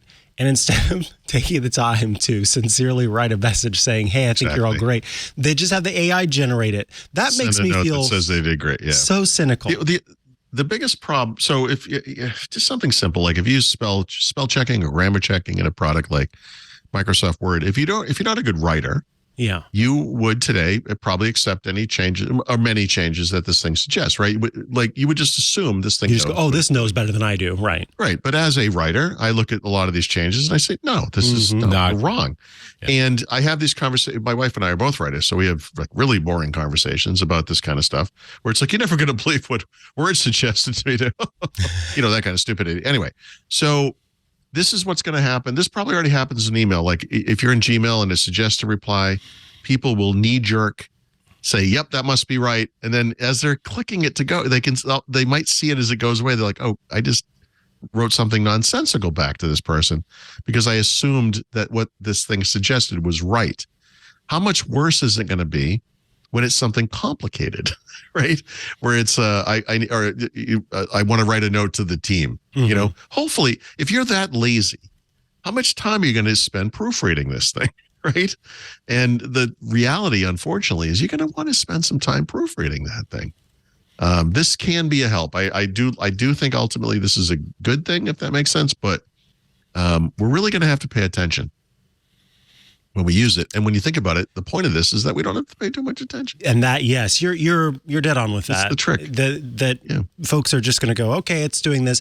And there was recently a great article in the Washington Post that was talking about this specific issue, where it's like your child starts walking for the first time, and so you decide that they can fix one of those turbines or whatever it was that you were talking about earlier. Yes, just please because you see them do the turbine over there. Yeah, because I've seen you do this one thing very well, then I think you can do all things, and that is. Well, there's a problem there that has nothing to do with AI, which is that every parent thinks their child is the golden child. That is a good. Has invented a new form of intelligence that doesn't exist elsewhere. Yeah, that's fair. My kid's been walking for 25 years. I mean, I'm impressed, but let's. Let's see how step 2 goes. So, yeah, let's see if you do that. But before we put him in the Mensa Academy over there, every parents, we've all done this. We all think every one of them's the star child. And I think that there's some of that we can accidentally, without necessarily having it front of mind, apply to AI. Okay, now that it's written this recipe, and I've seen it somehow be able to make a rhyme out of an explanation for this, then I bet it'll be good when I need to ask it which of these 3 creams that my doctor has prescribed should I actually be using. Well, I mean, it got the recipe right, so surely it can do this as well. And that's where we need to be careful about proofing it and checking it and making sure that it's accurate. And we're not going to be. We don't do that. Nobody does that. That's the problem. I mean, this tool, this technology will make tools that are unfamiliar to us accessible, and in doing so, we don't have the expertise we know to know whether what it did is right or wrong. Yeah. Oof. Right. So it's kind of the yin and the yang of it, or whatever, the light and the dark side, whatever. But it's this is where the trough of disillusionment lies. Yes, I love that term. Yes. Right. Right. This, and I'm hoping that's what the Kevin Scott keynote is. It's like Copilot. It's your foot. It's your freight. Now, AI may be stepping on it, but when the forensics comes in. I know I handed you a gun, but you're the one who pointed it at your foot. Yeah, exactly. I mean, that is why Microsoft is being, I would say, pretty clever in calling it, it's a Copilot. The pilot is still the one. It is such a good brand. It's the right name. It is insane they got that so right. Yeah. It's so strange they branded it. Their branding is so bad, and they did it's so Is that because it came from GitHub? Because GitHub did the Copilot thing. I know it's owned by Microsoft, but I wonder, some other minds were working on it, I guess is what I'm saying. That is plausible. Yep. Yeah, that's plausible. I mean, it was GitHub Copilot first. Yep. But at least they're smart enough to run with it. Yep. Yeah. Because it built right into it is it's not our fault. You were the pilot. That's right. Right. There's 2 steering wheels in the car, you know. Yeah. I mean, I'm a OneNote user. I'm interested to see what this thing will do. All of my abstracts for conferences and things are in there. The idea that I can point it to an abstract and say, hey, rewrite this. I'm jealous. Yep. You know, like that. What I find interesting with OneNote in this context is exactly that. It's actually pretty hard in ChatGPT to take like several paragraphs of text and say, hey, give me another version of this. Well, Play with this. It's also another tool. Like I think the fun thing about putting it, well, not the fun thing, the right thing about putting it into a tool like OneNote or Word or whatever you use is it's where you are, right? Yeah. That I am literally in the app that I use to create this content, whatever it might be. Having it here makes sense. It's great that this other thing exists out in the world. Obviously, that's fantastic. But I really need it right here. I don't want to keep. I'm not going to. My life isn't copying and pasting between 2 different things, right? If I could do everything in here, Yeah, where I am. yeah, that's And it makes the right me way. wonder if the M365 Copilot isn't going to just be the winner. Like that's going to be the Copilot that impacts the most. Especially because you've got your own little training set right there. Yeah, Everything that you're doing in M365, it's all right there. It can look at all of those bits and pieces and act on them. That I think that's going to be really magical. it's such a beautiful moment for Microsoft, obviously, but for whatever community there is out there of people who have just kind of been in this space for years and just watched as the rest of the world has marched by without them. And for this to suddenly happen, it's like nice. Because like there is no, it doesn't matter if someone comes out with an AI-based word processor because everyone uses Word. Yeah. So now this thing just has this. It's yet another reason to stay. You know, it's like when you buy like Microsoft 365, I could always make the argument like, look, even if you don't use the Office apps, just for the terabyte of storage, this thing is worth it, you know? Yeah. Or 6 terabytes if you get the family version. Here's another reason, you know, that this thing becomes it makes it more of a no-brainer. This is what the Office teams are trying all along. Yeah. Is how do we get them to use more cloud? Gotcha. Right. Like No, it's this is the amazing. one. Yeah. This is a It's lot just, of cloud. they're just through no fault of their own are perfectly positioned for this future where AI is a thing. Yeah. And it speaks to why did they jump so sharply? I think this vision became clear in January. And they have just moved heaven and earth to make it happen. So that here we are coming into their developer event in May with ducks rapidly following in a row, or at least messaging. We'll see where the products are actually at. Yeah. That's interesting. Now more on AI, yes? A little bit. A little bit So- more, just a little bit more. I mean, up at the top of the show, we were talking about this notion that Microsoft just updates Windows whenever they want now, right? It's kind of a weird thing. Microsoft Edge, like Chrome and other Chromium-based browsers, is on a much more rapid release cycle, right? A new version of this thing comes out every 4 weeks. It is fascinating to me that when they released Edge 111 a couple weeks back, that within a week, they re-released it because there was a feature in there, that stupid Bing button at the top on the toolbar, that businesses hated so much that everyone complained and they rushed out a new version of that to correct this mistake. It is equally amazing to me that since that happened, Microsoft has released 3 new features for Microsoft Edge that did not come out when 111 first shipped. They've just come out since. And it's like, what? Why? But, you know, here we are. And by the way, this isn't the only one. I should say we talked about Edge workspaces.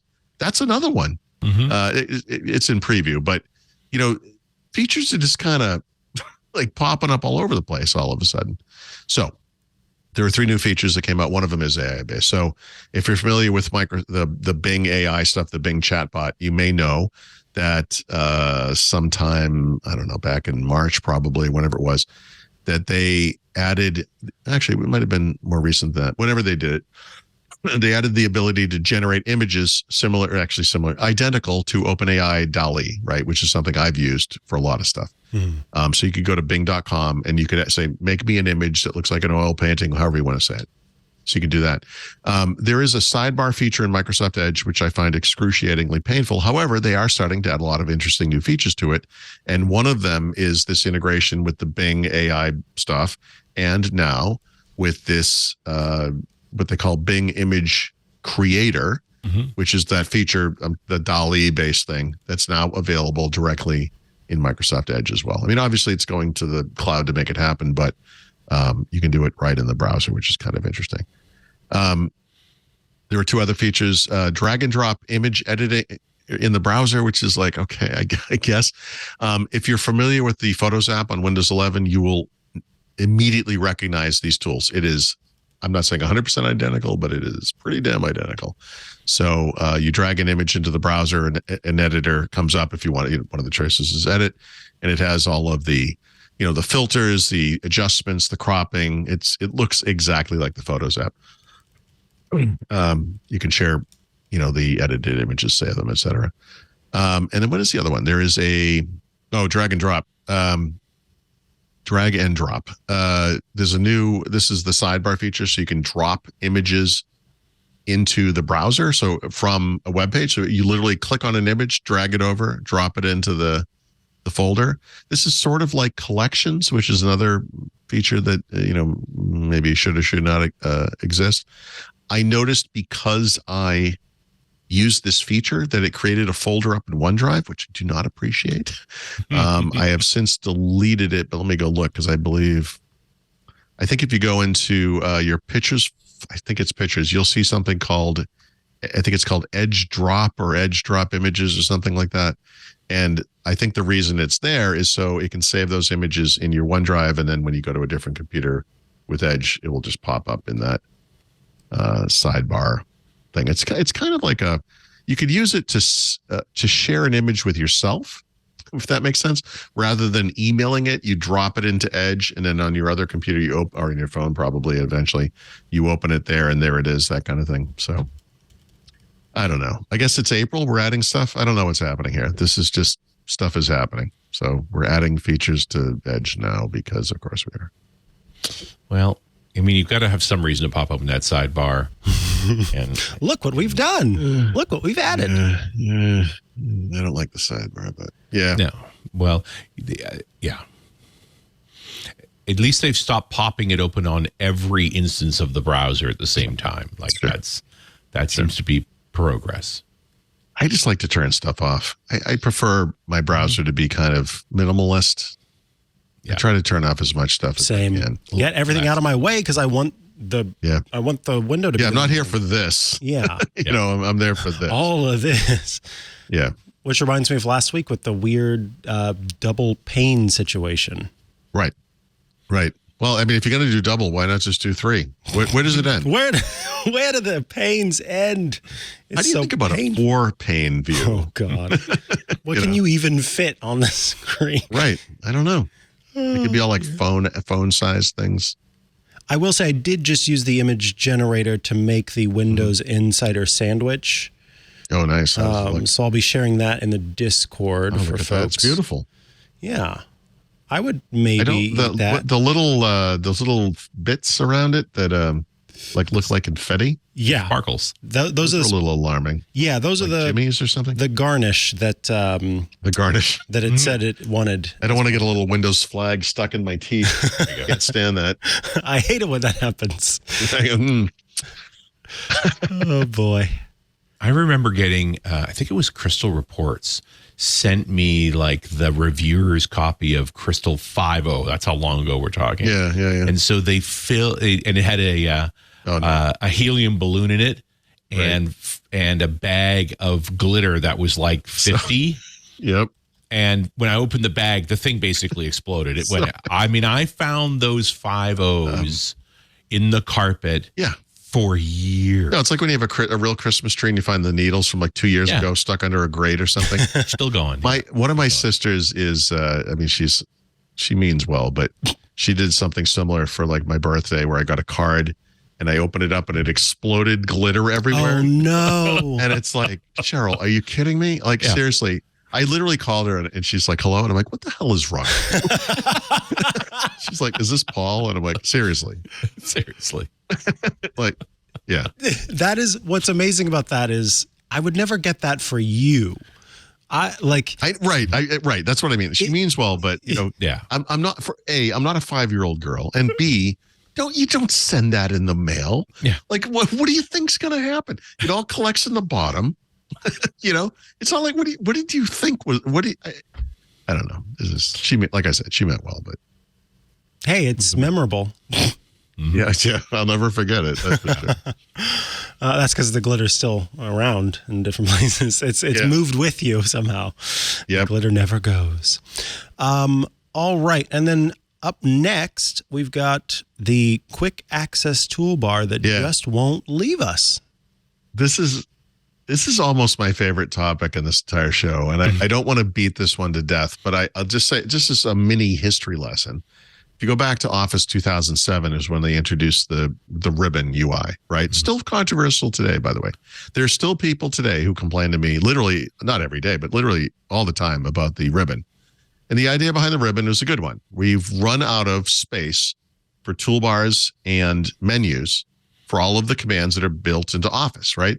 Back in 1995 or 1990 or whatever, Office had 127 commands or 150, whatever it was, and those UIs made sense. But once you get up into several hundreds or thousands of commands, we don't have enough room to open those menus. The other issue was that I think the figure was 8 of the top 10 feature requests for the next version of Office were features that were already in the product that nobody could find because they were so buried in the UI. So they came up with this ribbon thing, which I still to this day think is a good idea. Just in the sense of exposing people to features. Nothing is ever hidden. Well, I mean, nothing you need at the time is ever hidden, I should say. So there's no, like, if you go to the view tab, there are no view features that are not in the view tab. Like they're everything's there, that kind of thing. Problem with the ribbon is that it's big, right? And so it kind of, it's this big chunky thing. If you have like a 16:9 screen, which is kind of not very tall, or a low res screen, it can take up some space. So, and there were people like me, power users, who complained about it. So they came up with this thing during the development of Office 2007, if I'm not mistaken, literally right at the beginning, called the Quick Access Toolbar. It was like the mini little toolbar. You could stick it at the top. It was populated with a couple of things by default. I want to say undo, redo, maybe a save icon. I don't remember. Just a couple of little things.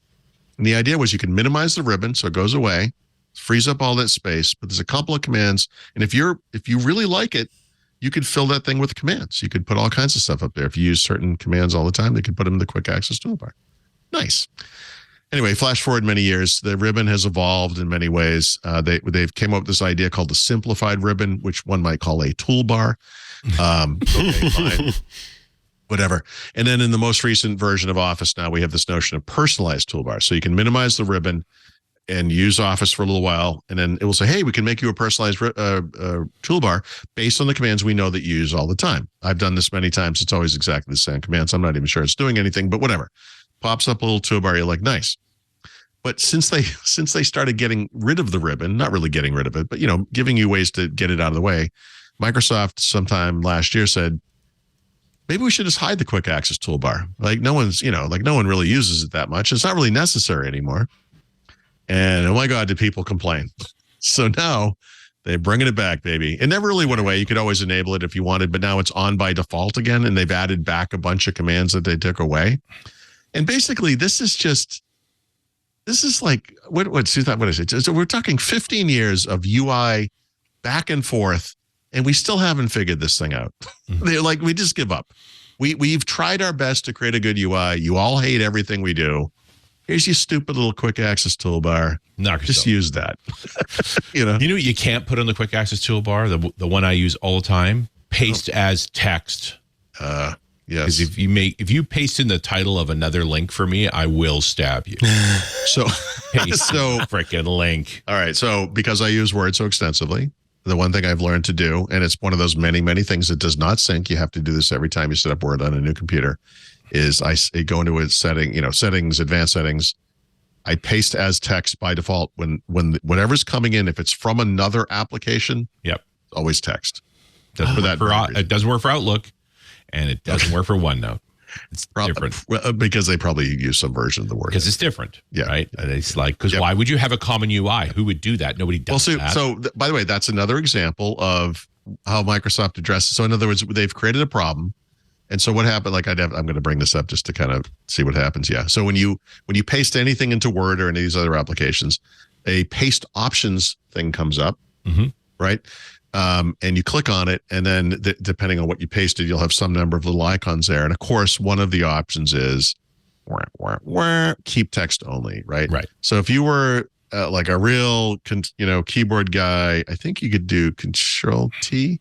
I already do it as text. I can't see it, but I think if you type Control T, it will do paste as text. I think. Wow. So is there not like a universal? Because on the Mac, I do Shift Alt Command V, and that is what lets me paste anywhere on anything. This is a controversy in Windows, exactly. So in Windows, it should be Control Shift V, paste, right? Paste as text. Yeah, that doesn't exist. Sorry, it does exist.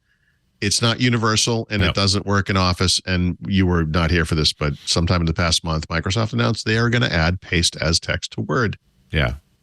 But not because it's 2023, and are you freaking kidding me? Yeah. This capability doesn't exist in the word process. I know everyone who hears that's like, no, come on, that's in there. No, it isn't. No. And in OneNote, Control T adds a new section, and Control Shift V does nothing. Right. Yep. Every other app on Earth, every app I use for the most part, Control Shift V will do paste as text. Yeah. Because Word does not support this. I use that workaround I described earlier. I configure it to only take text from external. Because I always want to paste as text, because that's why I'm pasting. You do. What is wrong with you? Do you think at some point that it used to be the other way, and then they got so many complaints that they decided that they wanted to make it so that it's formatted text by default? I refuse to believe that they haven't been getting complaints about this since 1997. So why would they address this now? I don't know. But why is this not just universal to Windows? Yeah. Right? I don't know.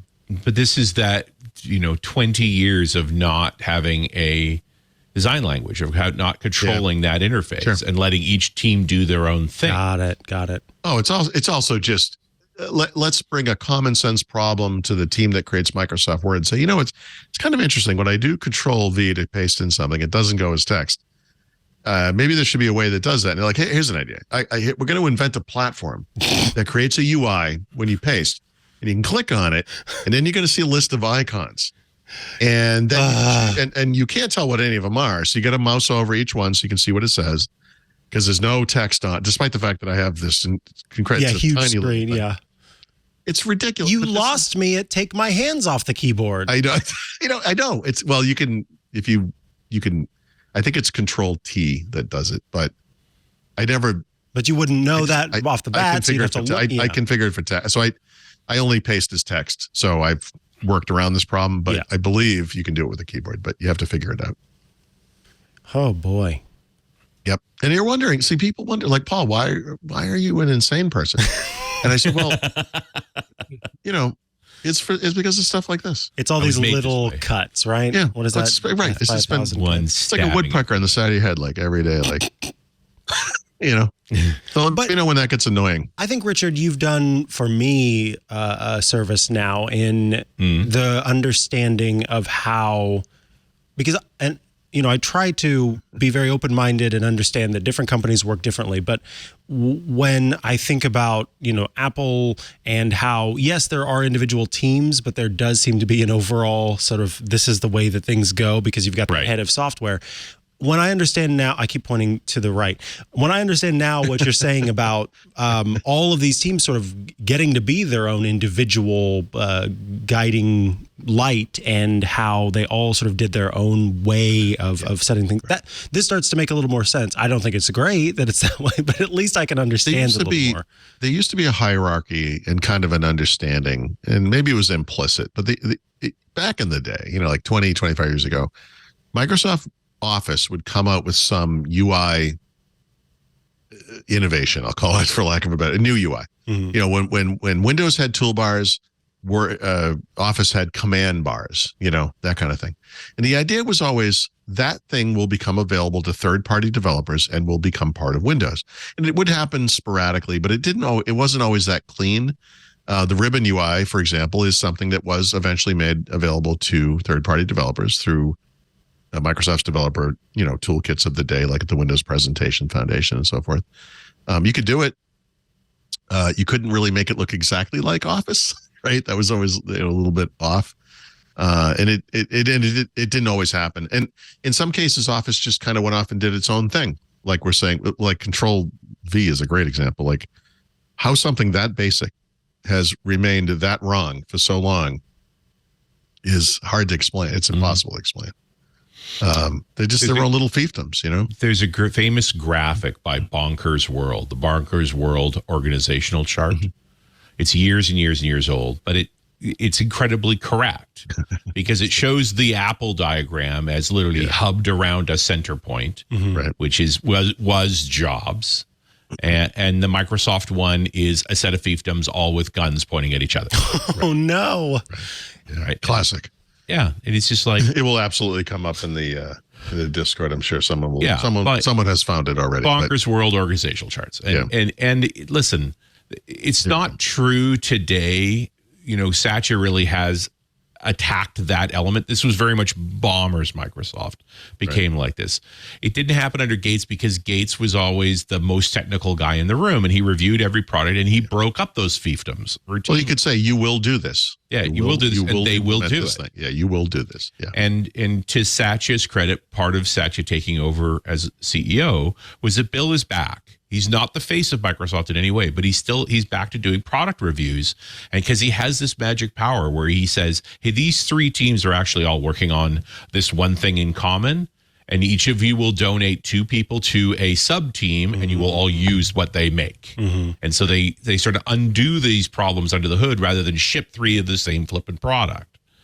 Because that's happened. Yep. There it is. And it's a classic. It's years and years old, but it's like, but they still have the hangover of the fiefdom. So like this UI problem we're describing is a hangover of the guns era. That's right. It's not, so these days it's not as, I don't know, as angry.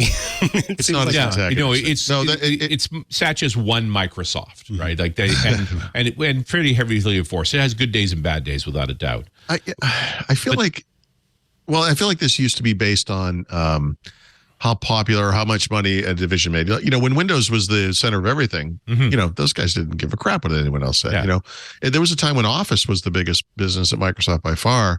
And that's probably where this kind of stuff came out of. You know, like we're doing our own thing. Like, we don't really care what happens at the rest of the company. We're doing our own thing. I think these days there's an understanding that this company, the different parts of this company have to work together. It's a different world, you know. But you're also dealing now with each of them have a different paste solution. I just checked Excel. It's different again. You have keep formatting, not keep formatting. Okay. And changing any of them is going to make a certain number of customers mad. Yeah, because people have muscle memory, right? They've all gotten used to that for the product they live in. Paul lives in Word, so he knows his way around Word for its paste. I live in OneNote. I know around OneNote's paste. Right. There are people who live in Excel. I don't know how happy they are, but they obviously they have their way, right? There's no point making. I made a show called Kill, about getting rid of Excel. That was fun. Sure. Right. And what we're really talking about is people do things. You can do things in Excel that will endanger your business, right? Like there's no two ways about it. Like people do remarkable bits of analysis in Excel, and then, there's a computational error and you cannot find it. There are better ways to go about that stuff. So that it is, there's no easy way to fix the damage of that period. It's just going to. Well, by the way, so in some future version of Windows 11, Microsoft is, for the first time since the first version of Windows in 1995, going to change what the print screen key does on your keyboard, right? It actually dates back further than that because print screen was part of MS-DOS in 1983 or whatever year that was. Would literally print a printout of the screen, which was text, to whatever was attached to LPT1. Like that's what it did. These days, or since the GUI, since Windows, it has taken a screenshot, right, and saved it to the clipboard. They added at some point the Windows key plus print screen, which would save it to a file. They added the capability in OneDrive, which would prompt you if you wanted to save screenshots to your OneDrive pictures folder. But now they're going to change it. And it's going to load the snipping tool app instead. You'll be able to go back and change it if you want it to be print screen, what it used to be. But the default is literally for the first time, what is that, 28 years? 38 years. Is going to change. But the default's essentially nothing about this, right? Like most people like you and me, we're used to It's just it just makes a copy to the clipboard, and you have Paint open, and then you check to see if you pasted it in. But depending on what keyboard you're using, print screen can be pretty buried, right?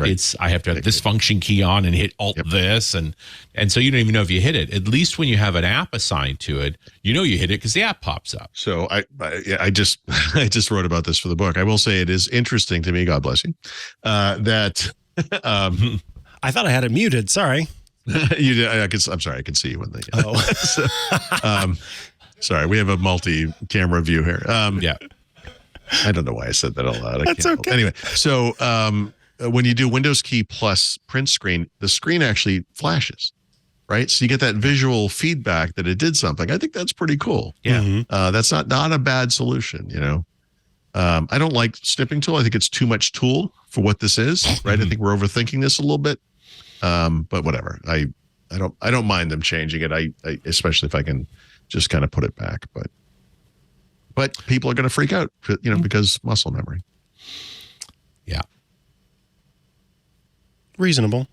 I mean, expected and understood. I don't like losing my muscle memory either. I look at this from the other side of which is at least there's some people in the Windows team starting to work on stuff because Windows felt awfully neglected for quite a while. Yeah, it did. Yep. Yeah, and that ties into the thing we talked with Build.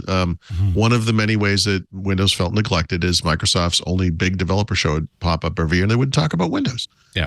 Nothing tells you that they don't think about it as the future more than we're not talking about it to developers, and they are this year. Again, it's not going to be the focus. I get that. And that's fine. I don't expect it to be, but I'm very happy with that focus, with what I see based on our experience over the past several years. It's good. I'm just wondering when there's going to be a Windows Copilot because that's not. Windows 12. I wouldn't doubt it. It's literally going to say, where do you want to go today? It's going to be beautiful, Richard. I like Windows Mom. Where do you think you're going today? But I think M365 already owns it because that, Windows is just a host. Where we're going to work is M365. So they're part of M365. It's fine. Theoretically, yeah. Have you had your vegetables today? Yeah. You can't go to the park until you had your vegetables. Yeah. I'm sorry, Paul. You have to eat lunch. No more writing. How can you have any pudding if you didn't eat your meat? All right. How do I prove that I'm me on LinkedIn? Yeah. I don't know if you guys have been paying attention to the news, but there's been some stuff with a certain social media network. I have no idea what that has slightly changed how a certain little blue check mark works. And I have to think that this story was inspired by that. Mm-hmm. So LinkedIn, which is an even smaller network, I shouldn't say that. LinkedIn, which is a different social media network, has announced they're going to provide 3 different ways that users of the service can identify themselves, sort of verify their identity, if you will, on LinkedIn, right? So this is actually kind of interesting. So the first one is Clear. Clear is that thing that's not TS or what do you call it? Not TSA pre, but yeah. TSA pre. Mm-hmm. It's actually like it's a private company, isn't it? I'm pretty sure. Yes. I'm pretty sure it is. But anyway, so Clear is one of those ways you can skip the line in security when you go, when you fly. So they have a really good kind of facial recognition based system for verifying identity. LinkedIn is going to partner or is partnering with Clear and their secure identity platform so they can help people prove they are who they say they are, right? Which is to me is a much better idea than just charging people a couple bucks a month so they can pretend that they're Woody Woodpecker or whatever. But anyway, that's a different network. They're going to use company issued email addresses to help verify your identity. This is will work for companies with it works for over 4,000 companies. So I guess very specific companies, and LinkedIn will add more soon. And then they're going to integrate with Microsoft Entra, which is I think it's a service of Azure, right? They just added this name a few months ago. Yeah. But it's now in I'm pretty aware that identity is the third rail at Microsoft, and a few VPs have crashed their careers on trying to address identity at Microsoft because it's the ultimate legacy problem. Many accounts over many generations of technologies, right? And now we have AAD, right? Azure Active Directory, the next layer. And if you have an urge to send yourself into hell, you take an old Microsoft account that you have, right, which we normally call an MSA account, a Microsoft account, and make an Azure AAD account of the same email address. Oh, the best. We call this tenant-itis. Because depending on what machine you log into with that account, you either get the MSA account or the Azure AD account. Oh, no. It's just, there's also the hilarious circumstance where you got your AAD account through a school or a workplace and you got fired and left the school and now no longer have it. And you just lost access to every single bit of content that you purchased from Microsoft through your MSA because it's gone, baby. Yeah. Not your identity anymore. Yep. So, good stuff. Entra seems to be representing a new set of leaders trying to get their hands around the identity problem once again. And so they've got a branding exercise going on top of owning all these different pieces. Sure. I mean, that being said, I'm excited. You know, again, it's like somebody's working on this problem at least. Okay. I'm like, I really like the brand.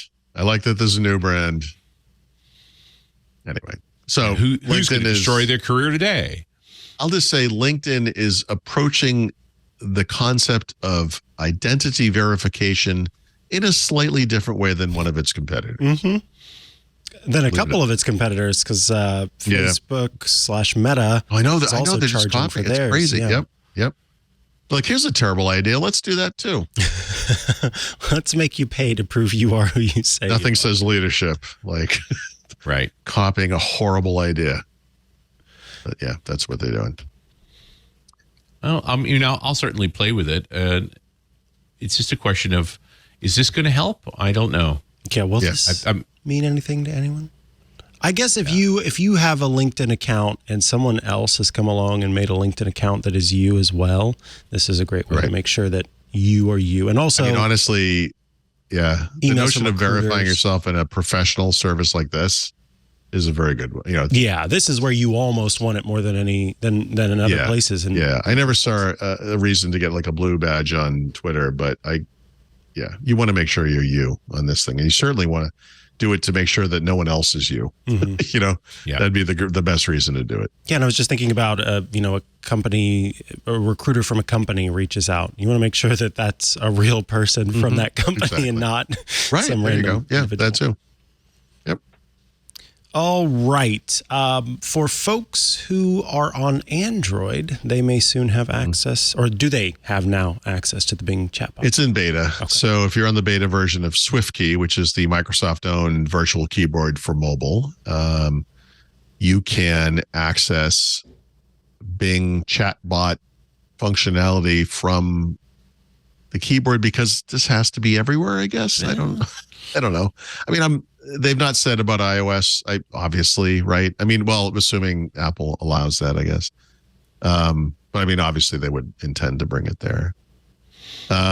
This is a race to eyeballs for Microsoft, from what I can tell. And they're going to have as many integration points as possible. Not that honestly, many of these are probably big integration points. I mean, Microsoft Edge user base, SwiftKey user base. I'm not really sure what to say there, but they want people to hit this thing. So, do you remember when Bill Gates put out the security letter, the trusted compute letter? Yeah, I sure do. And it basically made every team stop what they were doing and work on security. And before that, in the 90s, there was the Internet Tidal Wave letter. Did he put out a Copilot letter? Because one of the things that happened with both of those is like stuff just showed up everywhere, and some of it was dumb. I guess the question you're really asking is, did Bill Gates write those memos himself? I'm pretty sure he did. He says I would say that he did. Yeah, I would think so too. Did he write this one? I don't know. Yeah.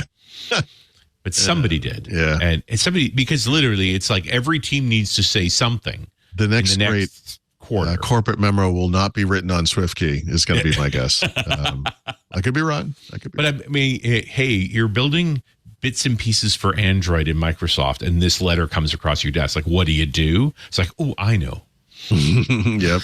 It happened pretty quick. Yeah. I remember when SQL, after the Gates letter on the Internet Tidal Wave, SQL Server would output as HTML for a query. Oh, sure. It was such a bad idea, but it's like they complied with the requirement. Yep. It's amazing. Anyway, I get it. Anything else you want to say about Bing with SwiftKey? I've said too much about Bing, I think. Okay. Well, then let's head into Xbox Corner. Hooray. Yeah, there's some interesting stuff this week.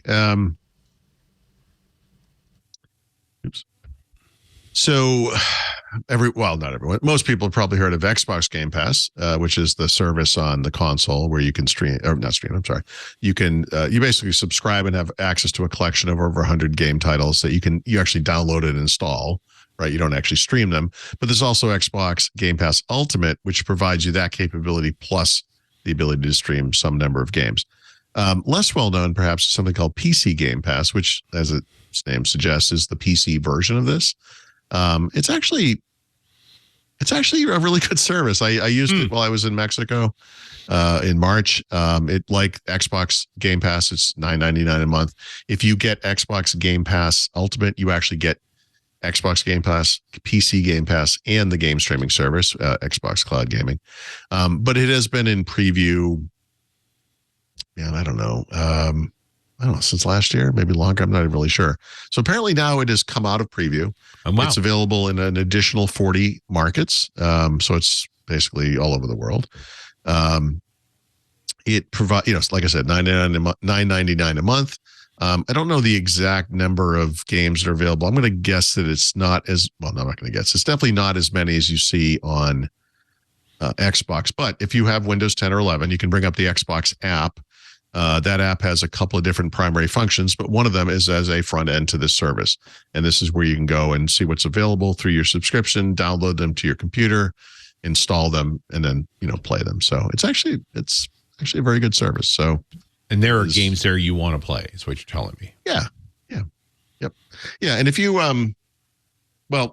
so right now, like on my current, I can't look at it now, but my main Microsoft account, I do not have an account on PC Game Pass. So the only thing the Xbox app does for me is show me the games I purchased, which I also have access to, obviously, through Microsoft. But if you have an it's like anything else. Like if you have a music subscription service, you have access to their entire library plus your own music. Depending on the service, it works like that, but for games. So yeah, it's good.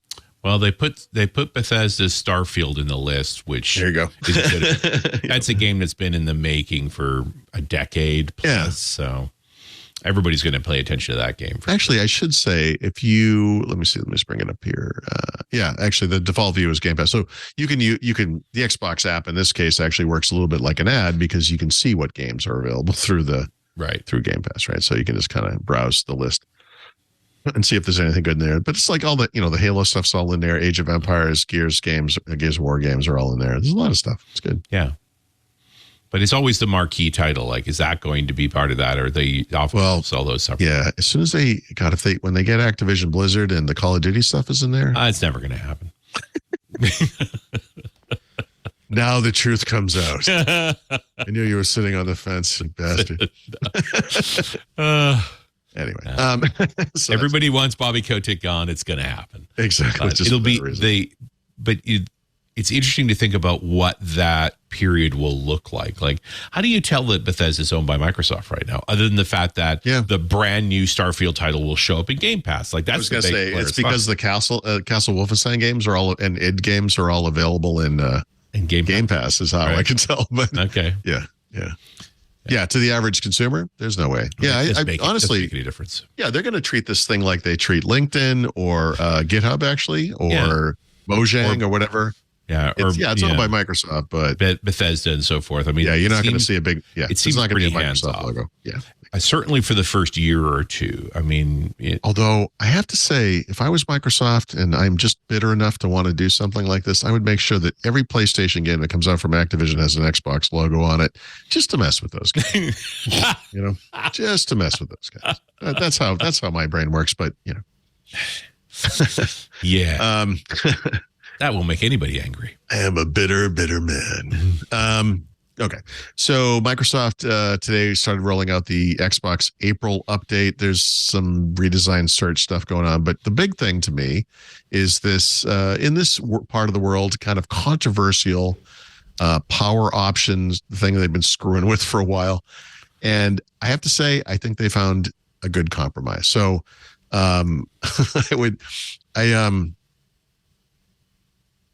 I thought so much of this joke. I told my wife, there was an episode a couple weeks ago where I made a crack about you've never seen a Toyota Prius kicking ass, and that was in reference to the fact that you buy an Xbox because you want to play video games, not because you're trying to save the environment. Right. And this notion that I'm going to have this thing go into a cute little sleep state so it can, puff like clean air out of its backside while it's saving the planet, and then when I have to actually want to turn a game, watch a game, play a game, I have to sit there for a minute while the thing boots up.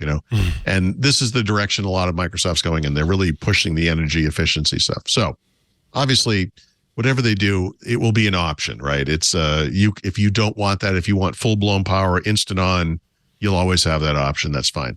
But I think enough people complained that I hope someone told them the Prius story, but they came up with this thing that I think is actually I'm okay with this. This is a good compromise, and it's based on something we have in Windows, and that's this notion of active hours, right?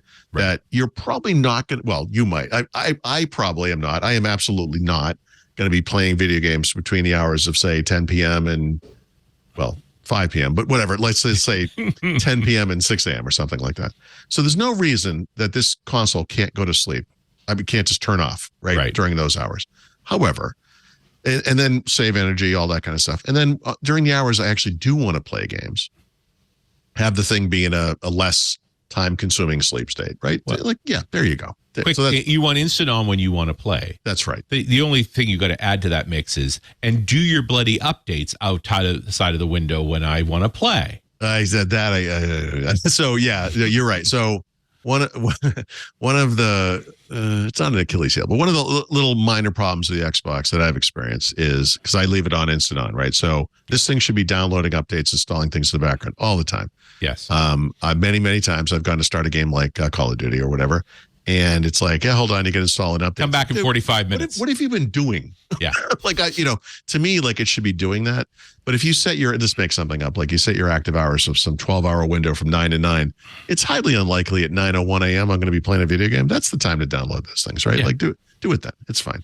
Hopefully this thing will do that and that works. But like I said, however this works, I'm fine with it. Where is Xbox Copilot? Shouldn't it be watching when I play and figuring out we should be instant on in this time window because that's when he always plays. Yep. And he never plays after this point. So before we shut down, let's do all our patches and then shut down. It looks like you're trying to play Why do we have to think about this? Yeah. Are you trying to play a game? Yes. Yeah. Now downloading update. No, wait, what? What? Yeah. Can you have a little paperclip say that to me? That'd make me happier. Sure. It kind of comes up on the screen. Yeah, it's it looks like you're trying to waste time. I'm going to patch to save you from yourself. Because I've been looking at your M365 productivity, and you really should be playing games, right? Yeah, exactly. Welcome It's to the 10 Microsoft o'clock in the morning on a Thursday, right, Paul? Microsoft Mom is back. Where do you think you're going? Sure. Right. While we're at it, we're also going to turn off the instant on capabilities because you obviously are not saving the environment with this thing. Okay. Really the best use of your time? It's definitely not the best use of my time. Microsoft has not really announced it, but they have confirmed that they are turning off access to a lot of third-party emulators on Xbox Series X and S. Yeah. So this one, I have to think this is like a copyright strike kind of problem or something. I wonder if Nintendo called because they hate this. Yeah, because there's all these retro game emulators. Yeah. Not that I'm cynical, but it's is this why the Activision deal's going through? Mm-hmm. Right. I think you're 100% right. I think that's it. Yeah. Just prove we're a good community citizen here. Well, when Nintendo says, you want our endorsement? Here's what I need. Mm-hmm. Yep. Yeah. There you go. Yeah. I'm sure there was a very healthy market for ROMs and, whatever, but yeah, not on an Xbox. So sorry. Yeah. Okay. Interesting. That's happening. Yeah. So Microsoft has a service, which is really cool, called Xbox Design Lab. And the idea is you go up to this website and you design a controller. You can have all different color, different parts if it can be different colors and everything. I've actually done this a couple of times. In recent years, they actually turned it off for a little while and turned it back on because they wanted to support a couple of different things. First is the new controller type, which debuted with the Xbox Series X and S. This is the one that has the button in the middle for sharing, right, where you can take a screenshot or record a video. So that now these customizable controllers, are that form. But there's also a new version of what used to be called the Xbox Elite controller, the wireless Elite controller, whatever the name was.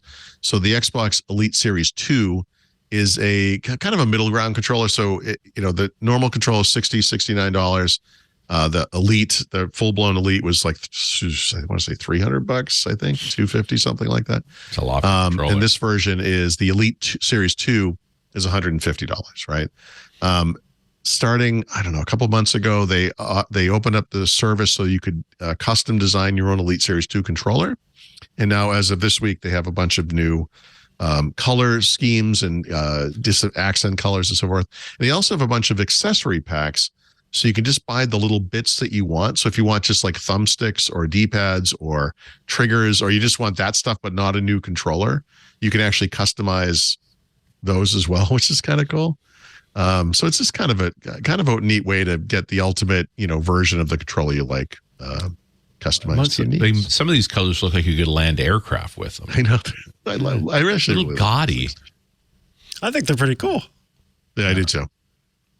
I like this. I like customization. Like, make your controller your own. Dating back to, I guess the Windows 95 Plus pack. Remember this thing? Mm-hmm. People used to make fun of it. And I was like, you know what? People like to make things their own. You could have fun little icon sets, and the mouse cursor looks like a little mouse or something. Yeah, exactly. People like stuff like that. But there's really no change to the controls. It's just a look.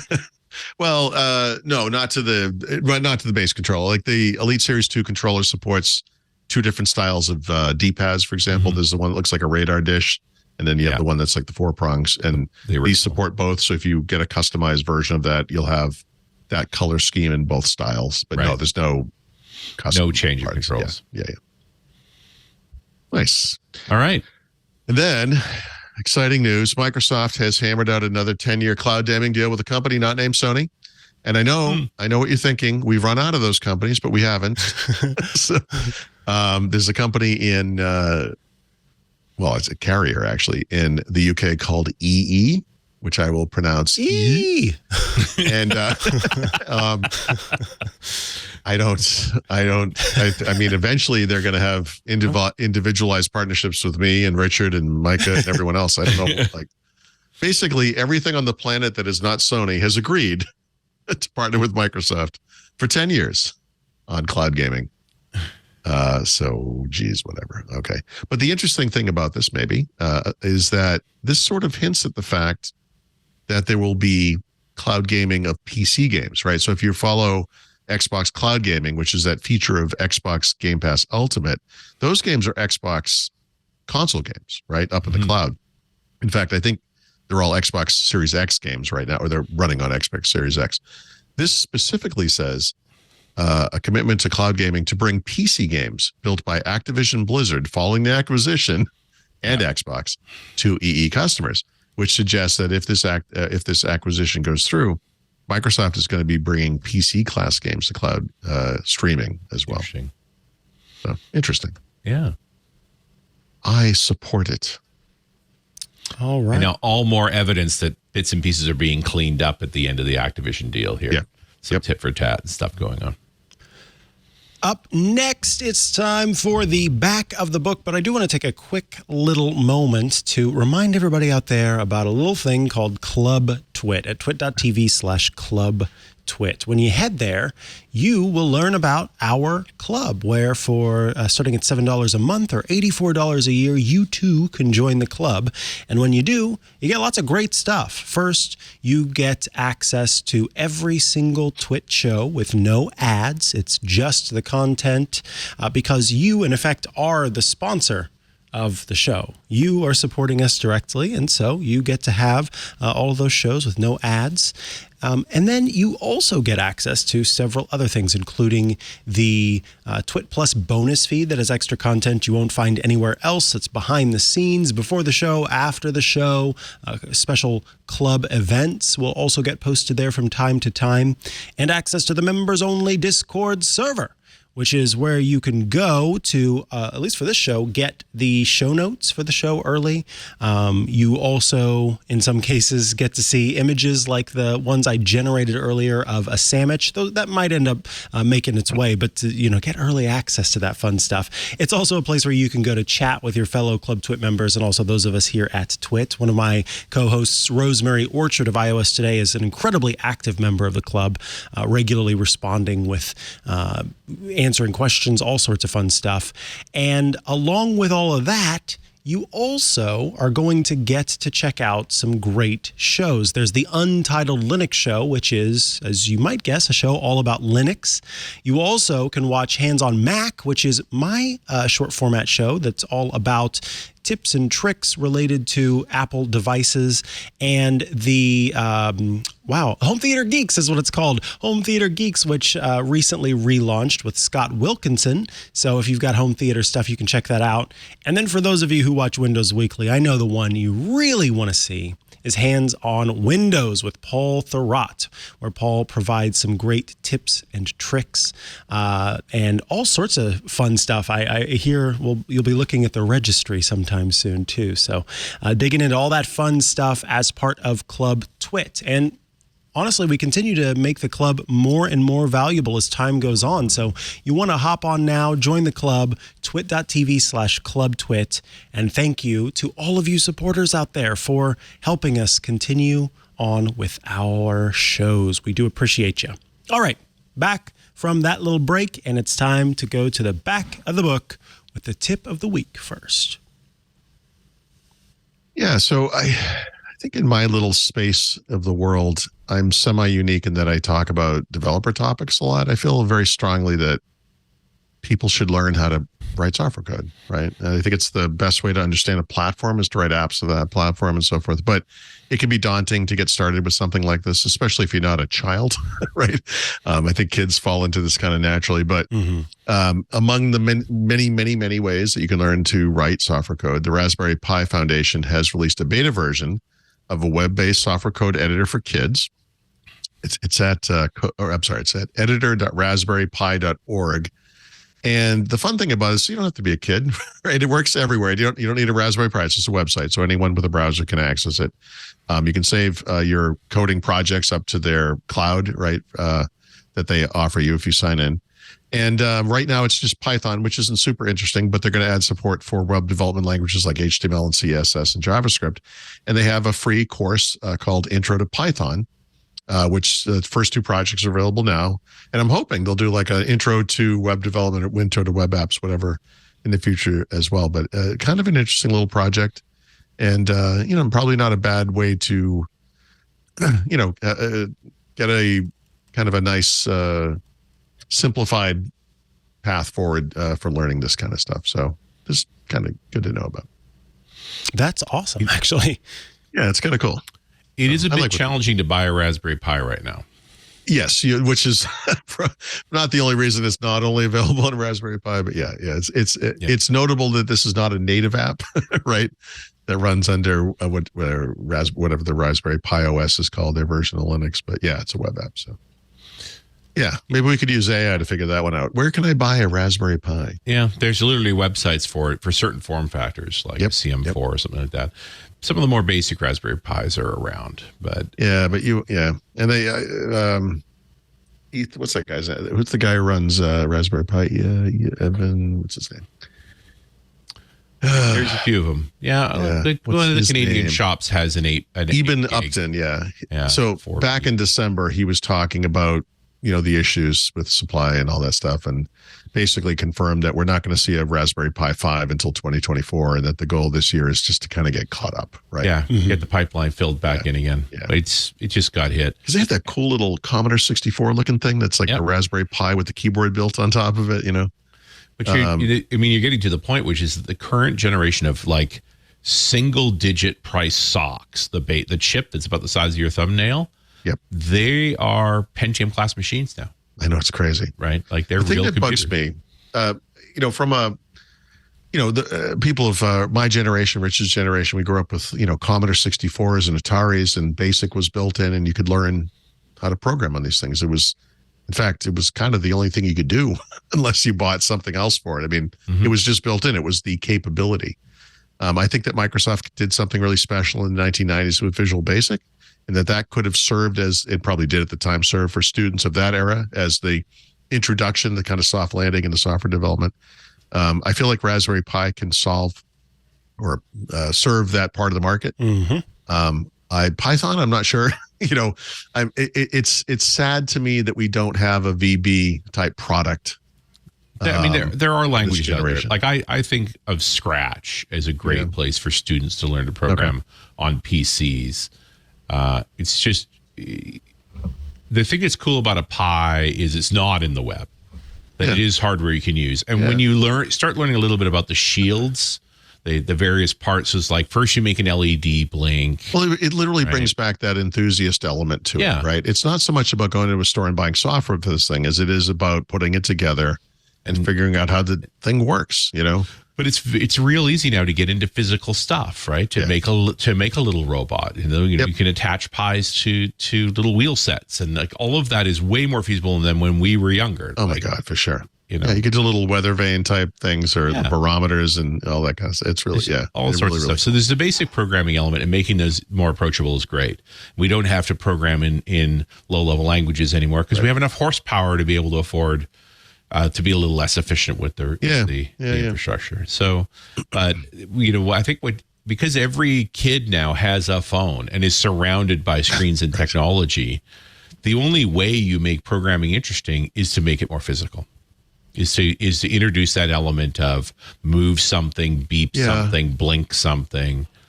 Just they are at least until they get older, right? Yeah. Well, no, I do think the physical aspect's nice. That you could gamify it a little bit. I think the Swift Playground stuff on iPad is kind of interesting. A few programming with the you have it's blocks and you hit them and they turn into use your words. What is that game called? It's Minecraft, coding with Minecraft. Wait, it's blocks and you hit them, Yes. Yeah. Yes. Because the programming language underlying Minecraft is Java. Yeah. Right. For better or worse. And for a long time, kids did get into building extensions to Minecraft. And they learned to code Java for it. It's not that difficult. Like the language isn't the issue. You could make this work with some good templates and so forth. It's just a question of, can you do stuff that they can connect with? Well, I was just holding up BASIC as some kind of an easy thing or something. But the truth was, to take advantage of a Commodore 64, what you really needed to do was like peek and poke, and you had to have charts of what all these things did, and it was actually fairly complicated. So yeah, I like as I sort of alluded to at the beginning, this stuff's a lot easier when you're young. It might work out that the children's code editor might be better for you 40 to 50-year-olds who are looking to get into coding for the first time in your life. Kind of take baby steps in that direction. It's free. Should be pretty basic. If not literally basic. I was going to say there was a little. Yeah. Anyway. Okay. All right. So the app pick this week is Opera just today, I think, released a version of their browser on iOS that supports their free VPN service. This free VPN is now available in every version of the browser, right? So this runs on Windows, Mac, Linux, Android, and now the iPhone. And what's interesting, there's a couple of interesting things. So first of all, it's free. You can pay a subscription service to get more functionality. This basically involves more endpoints, more servers, more devices protected, et cetera. It's only $3.99 a month. That's actually very cheap. For example, I prefer Brave and I use Brave, but Brave VPN costs $9.99 per month, period. There's no free version. There's no cheaper version. It is more expensive. And so that's kind of interesting. Also, if you do have an iPhone, I don't think this is true. Not 100% sure. I don't think this is true on all of the other devices, but on iPhone at least, It actually is a VPN for the entire device. I think for most of these, or at least certainly on Android, but I think most of these or all of these, it's a VPN for the browser, which is fine. I mean, that's fine in its own right. But, a lot of times you might want to be doing whatever it is you're doing on the device, on the PC, over a VPN. And the iPhone version, I think maybe just because of the architecture of the iPhone, actually supports the entire device. So you can get a free VPN on an iPhone through Opera. It's just a flick of a switch away. So something to look into. Do you know about their privacy policy? Yes. Well, I mean, I can state it relatively simplified. Could you read out the privacy policy for me? Yeah. I'm curious about their login. Yeah. No. Because I just quoted a little bit of this. All traffic is encrypted. Your IP address is private. It doesn't collect any personal data or information related to your browsing history or originating network address. Nice. There's no data or bandwidth cap. Yeah, no, I don't. I mean, no, I can't. I'm not intimately familiar with the privacy policy, but I would trust Opera more than I would trust Google. Right. If that puts it in any perspective. Yeah, Opera's gotten really good at not making any money. They're used to it. Yep. Yep. I like that you've out-cynical me at least twice today. It is rather impressive. That's really, it doesn't happen a lot. Learn from the best. Yep. It should be like cynic coins or something, and you can just pass them out. Yep. Ding. Ching, ching, ching, ching. Yeah, it's just like over the quarter, like Mario jumping over a block. Exactly. Ching, ching, ching. That's funny. Yep. All right. Use a VPN. It's a good thing. Yeah. And now I believe we are switching gears. Sure, one of those, to talk about Run As Radio and more on Liquor. I'm looking forward to it. One more time, right? This week's Run As Radio I did with Angela Dugan, who's a regular on the show. We were talking a bit about team metrics. So this is sort of an ongoing series about we're dealing with everybody doing remote work and where are the limitations there? How do we know when people are being productive and how they're doing it? Angela has been doing this for years. She's really good at it. And her thoughts in the space were quite enjoyable. Just different elements of checking in with folks and having comparable metrics, doing both soft metrics and hard metrics, qualitative versus quantitative. And part of Happy People was also building in training time, learning time, that they pick a project that's important to them to add to their skills and share them with others. And so solid 30-minute conversation. Very pleased with it. I hope folks will all give it a listen. Actually, I just got a nice comment on that show, or a nice note on that show saying really enjoyed it. So, it can't be hard tech every day. Sometimes it's a soft skill thing. And I'm very aware there's lots of people still dealing with remote work and really struggling with how do I keep my manager happy, or managers saying like, how do I know that my people are getting things done and that my team's holding together? Is the solution not putting webcams in people's houses? Yeah, I have a friend. I'm not an expert. Yeah, I have a friend who's a university professor, and like home exams and just the level of cheating, where it's not that they want a camera, that's that they want two. They want a camera set up overhead so they can see what screens you're using. Like, I can't imagine trying to set all of those up. You have to become your own producer at the same time. You're just trying to take a task. That's one thing. But I mean, like, are you kidding me? Yeah, that'd be my last day at the company right there. Yep. Yeah, no, it's one thing for employment. I'm talking about these. They're trying to manage an exam with people remote where they actually have some sense that these people have actually learned anything from their class. And I mean, and the fact that it's being pushed onto the professor is part of the problem. Yeah, exactly. It is dire. There's no two ways about it. I mean, for better or worse, with M365 and most importantly with Microsoft Viva, like the Microsoft Graph knows everything you've done for the company. Like every email you've sent, every document you've worked on, every chat breath you take, every move you make. It's all there. Except it ends with "I'll be paying you." Yeah, exactly. Or won't be. That song stinks. It is a song about stalking, after all. Right? Yeah, it is. Some music does not make it into the modern era. But yeah, and so trying to trying to be a good leader of a team where you're actually in service to your team and understanding where they're at and giving them room for having a good day and a bad day. In her particular case, she's dealing with consultants. So they're working in the field anyway. So it's like, hey, the subtext of this is, what is the customer going to say about you? Like, how do I support you if there's a problem? Is always that discontinuity. If you say everything's fine, the customer's not happy. Like, where is the communication happen? We ended up at one point talking about this idea that sometimes you burn out your relationship with the customer, and it's like the customer's still good, the project's still good, but I don't think I can be that person anymore. Right. Like, maybe it's time to switch me out, coach, and put me somewhere else. So, again, a really enjoyable conversation. Just somebody who's fighting the good fight. And I pulled a couple of good clips from that, and we were talking about being on the same side of the problem. This everybody, all facts are friendly, even when you don't like them, right? Like that because it's a set of facts. You can put it over there and talk about them, even when they don't, not necessarily complimentary. So, but yeah, Angela puts that stuff very well. Nice. That's all I got to say about Run As. All right.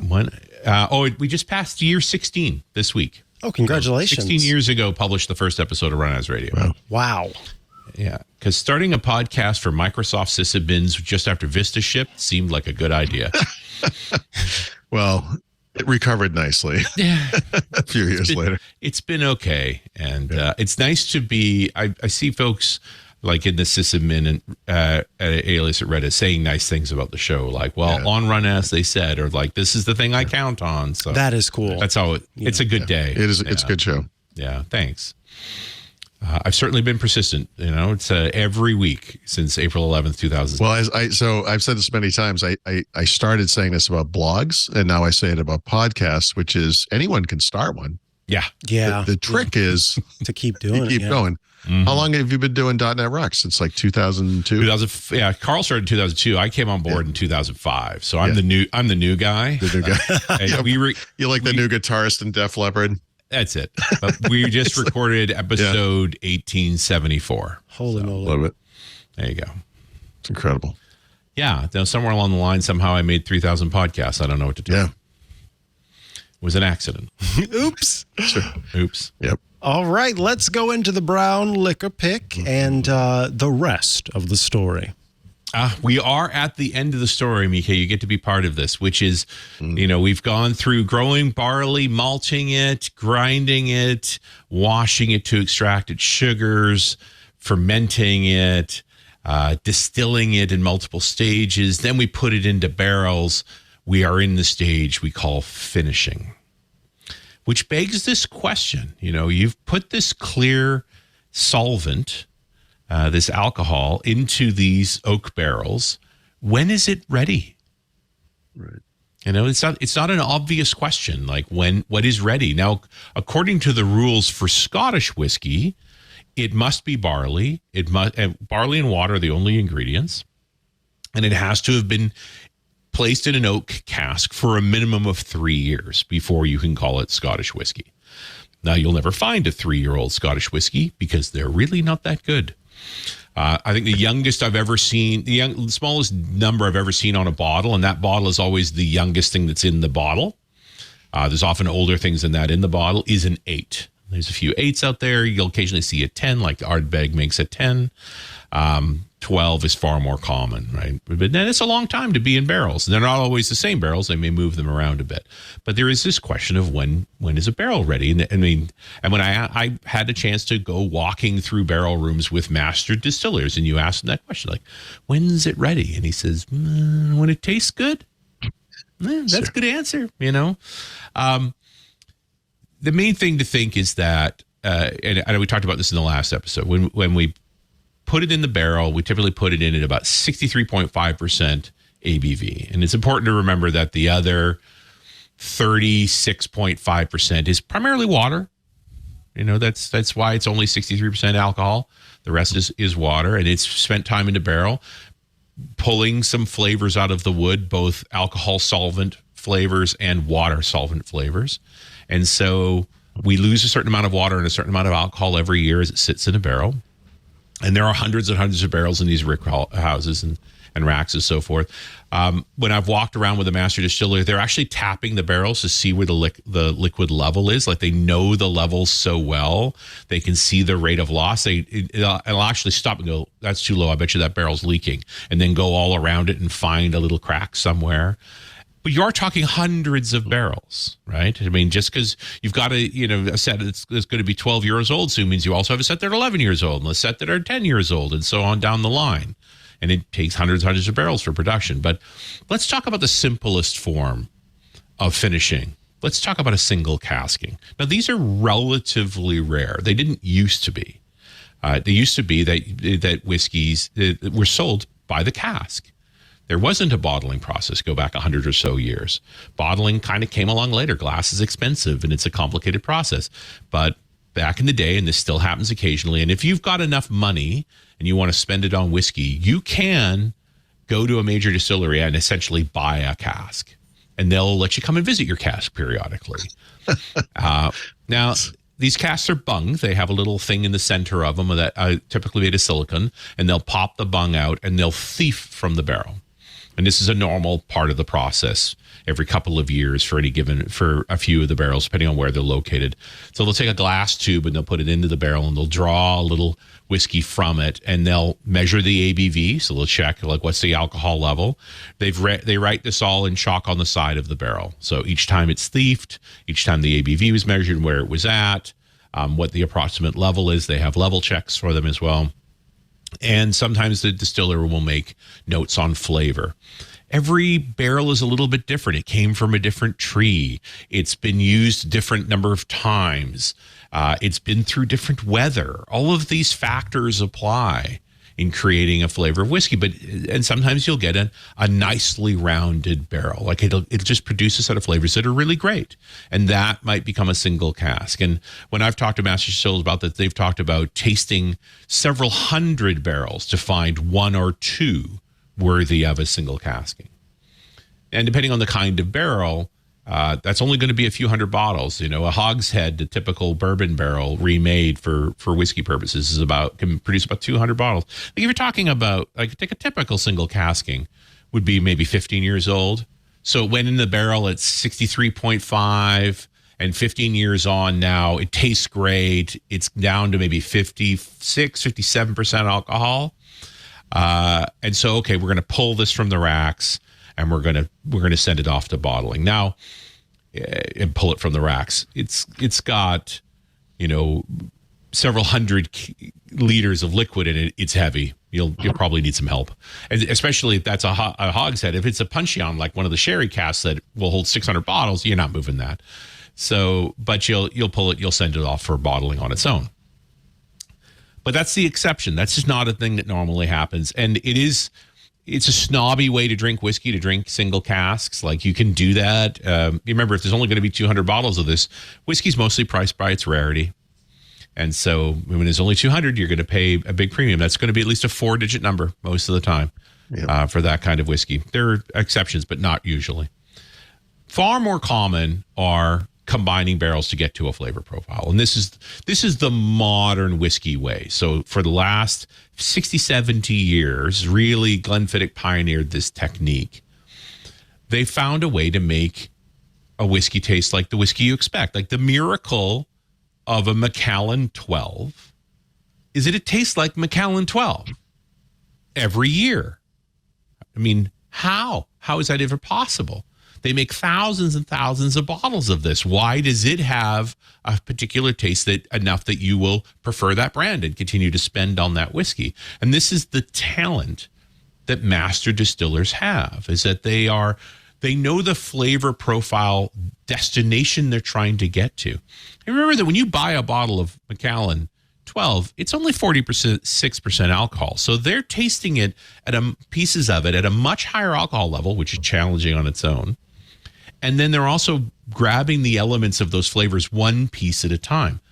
A typical bottling run of something like a Macallan 12 is going to involve between 150 and 300 casks, the youngest of which will be the 12-year-olds, because that's why they want to be able to put a 12 on it. The youngest thing in that bottle is going to be a 12. So they're going to pull barrels They're going to try and get all the flavors from their 12-year-old. And then they're going to decide what they're missing and maybe pull a couple of olders to add into the mix to get to the flavor profile they're looking for. And when I've been in the sample rooms where they thiefed a bunch of barrels, they'll bring them all back into the room and they have reference bottles, hundreds and hundreds of reference bottles of different past barrels that were part of a given mix for a given edition. I mean, it sounds like it's fun, but it's just like working in a chocolate factory. Eventually, you're sick of chocolate, right? Like these people do. No, love their whiskey. It sounds hard. It's very hard, and it's an extraordinary because it's not automated. This is literally people tasting something to get to the exact. And by people, you really mean one or two in the entire distillery. Like there are only a handful of master distillers. They all kind of know each other. It's a pretty closed club, and they're assembling a flavor essentially for every edition that they make. Now, most distilleries don't have their own bottling facility. A bottling facility is an incredibly elaborate, huge piece of machinery. Glenfiddich has their own, but Glenfiddich makes a lot of whiskey, and they've been doing it for a very long time. But most of the time, you have large bottling plants. So you got to think about everything that goes into bottling. Like literally, they're going to start with casks being shipped to the building, and on the other end is going to come out pallets of wrapped boxes of bottled whiskey labeled with export permits and all of those things. And so in between, there are many, many steps.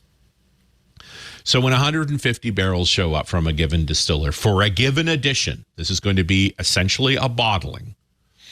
They're brought off the truck and they're rolled into the trough set. So these are warehouse-like looking rooms, but they have troughs running down them that are very clean. They've cleaned out and are sterile, and they place the barrels over top of them. Each bung is removed. The barrel is measured to see exactly how much liquid is in it, and then added to the tally. And then they're dumped. They're dumped into the trough. Especially with bourbon barrels, the ex-American barrels, you'll see bits of charcoal and things come out of the barrel as well. So often when you see this, you'll see all of this debris in the trough, which looks shocking, but it's literally charcoal from the inside of the barrels. And every single barrel will be measured. They won't ABV them all. They don't need to at this point. That's already been done by the distiller to some degree. And they're going to adjust the ABV in the end anyway. But they will measure and keep tally of exactly how much liquid arrived, because they want to be able to account for all of that back to the distiller. So from those troughs, everything gets pumped into a blending vat. And those vats are big. There's lots to them. And they will take an ABV overall at that particular point. And then comes the sort of next step. So they've combined all the flavors together. All those barrels that they've just emptied, they put temporary bungs back into them, and then they get shipped back to the cooperage where the barrels will be reconditioned and returned to the distiller. Some barrels get junked, but recognize they use the barrel several times. In fact, often a first-use barrel they won't use for very long. They'll use it for 2 or 3 years and then do another batch into it. So those barrels are repurposed very quickly. After a 4th or 5th go on a barrel, it's typically assessed as used up, and they'll use that wood for other things. In fact, I have several staves from the Glenfiddich distillery that I've done smoking with. Or put a piece of lamb on top of a couple of staves from Maker's Mark and sort of steam bourbon into my meat. If you can get your hands on those, I highly recommend that. Nice. So now that it's all vatted together, we now go through a series of steps depending on the particular whiskey, and what each distiller will have a recipe for a given bottling. So one of the steps, arguably one of the most controversial ones, is called chill filtration. So here's the problem. If I take that cast strength whiskey, especially, say I just bottled that cast strength whiskey, and you put it on a shelf or you put it in the cellar and it gets cold. You take the bottle out and you look at it, and the liquid is no longer transparent. In fact, it's gone kind of cloudy. Has it gone bad? People don't like that, especially if you bought an expensive whiskey. To have it go kind of cloudy make them sad. And the lower the ABV, the more likely this is to happen. This also will happen in the glass. If you choose to put ice in your whiskey, and there's some whiskeys, I would say that too. But look, if you're spending $1,000 on a cask strength whiskey, like, don't put ice in it. You were trying to drink it for the flavor. Why are you suppressing the flavor? Hey, can I ask you a quick question? I'm sorry. Yeah. Maybe I missed this, but this thing comes out at some ABV, which is just based on, it could be a range. Yeah, absolutely. So at this stage in the process, is there anything you can do about that? Oh, yeah. Well, most whiskeys we're going to add water to. Okay, right? And that doesn't change the flavor too much? Absolutely, it will. Okay, but without a doubt. So, is that part of the calculus of arriving at that destination? Okay. Yeah, that's all part of the calculus. But before we do that, we'll typically chill filter it. Although, sometimes they'll add water first. It depends. Again, this is very much the recipe. But you recognize that a lot of those casks, when you first report in, they may still be pushing 60%. And that's very strong whiskey. In fact, it's illegal to sell 60% plus alcohol in many countries, like including Norway. Like, I happen to know you're a fan of Aberlour Bunda, which is a cask strength whiskey. And so their ABV varies between 55 and 62. And apparently when they got to ship a case over to Norway, they pick through it to remove all the 60s because it's illegal to import 60% plus into Norway. Okay. And generally you don't want it like that, or can you actually... They're individually labeled. They are. So you can actually look at the bottle, and this one's 55, this one's 57. Yeah, okay, wow. Okay, totally normal. And again, only for those cask strengths do you see that particular problem. Most production whiskey, because most people want the same thing every time, will want the same ABV, and it'll typically be in the 40s. Okay. So again, the distiller tells them what they want, and the magic number actually is 46. And partly that has to do with this clouding problem. Because at 40, the higher the alcohol, the less likely it is to cloud. Now, what's actually happening when a whiskey clouds? It's called flocculation. So there are long chain fatty acids that still exist inside the whiskey at this point. If you heat it, it'll break them. But when it gets cooled, they clump together. They flock. And it makes the liquid somewhat translucent. That's all it is. If you let it warmed up a bit, it wouldn't happen that. If the ABVs are higher, it's very unlikely to happen, which is why typically in a cask strength whiskey, you'll never see any flocking. It's just because the alcohol rates is in 55, 57. That's not a problem. But, your traditional spirit, like if you're talking about a gin or a vodka, they're all 40%, right? That's sort of the definition of a spirit is 40% alcohol. And if you lower whiskey down to 40%, it will flock unless you chill filter it. So you set the ABV by adding water to it, and it's purified water. It's the kind of water you wouldn't enjoy drinking, but you really shouldn't put any other kind of water in whiskey, or you're really going to change it. As soon as you add mineralization to whiskey at all, you're going to change it substantially. Now, are you changing the flavor of the whiskey? Absolutely. And for two reasons. One is obviously you're diluting it, so the brightness of the alcohol is going to diminish. But also, whatever came out of that barrel had pulled substances from the wood, some of which solved in water, some of which solved in alcohol. And eventually the solventability of the water gets saturated, just like the solventability of the alcohol gets saturated as well. It's been in there for a decade plus. So when you introduce new solvent, new water, it's going to break some of the esters down. One of the things when I'm drinking cask strength, and when I think I've done this with you, Paul, is we'll pour cask strength straight into a glass. We won't put anything in it, nor should we, and taste it as it is. And often they're quite potent. And then I'll take a dropper, typically even just a little glass rod. We'll dip it in some distilled water, very pure water, and put a drop of water into the whiskey. Again, seems terribly pretentious. But for an actual cask strength whiskey, what you'll see as that droplet falls through the whiskey is the esters breaking apart. You'll see a rolling effect through the whiskey as these long chain acids change. And then we'll taste it again. And even with just a drop of water, you'll get a new flavor. And not always better. Sometimes you want those compounds to break in the mouth rather than break in the glass, because you're always introducing water when you drink it anyway. So all of that's going to happen as we set a consistent ABV, again, for a consistent flavor profile. So that's already been done in the vat.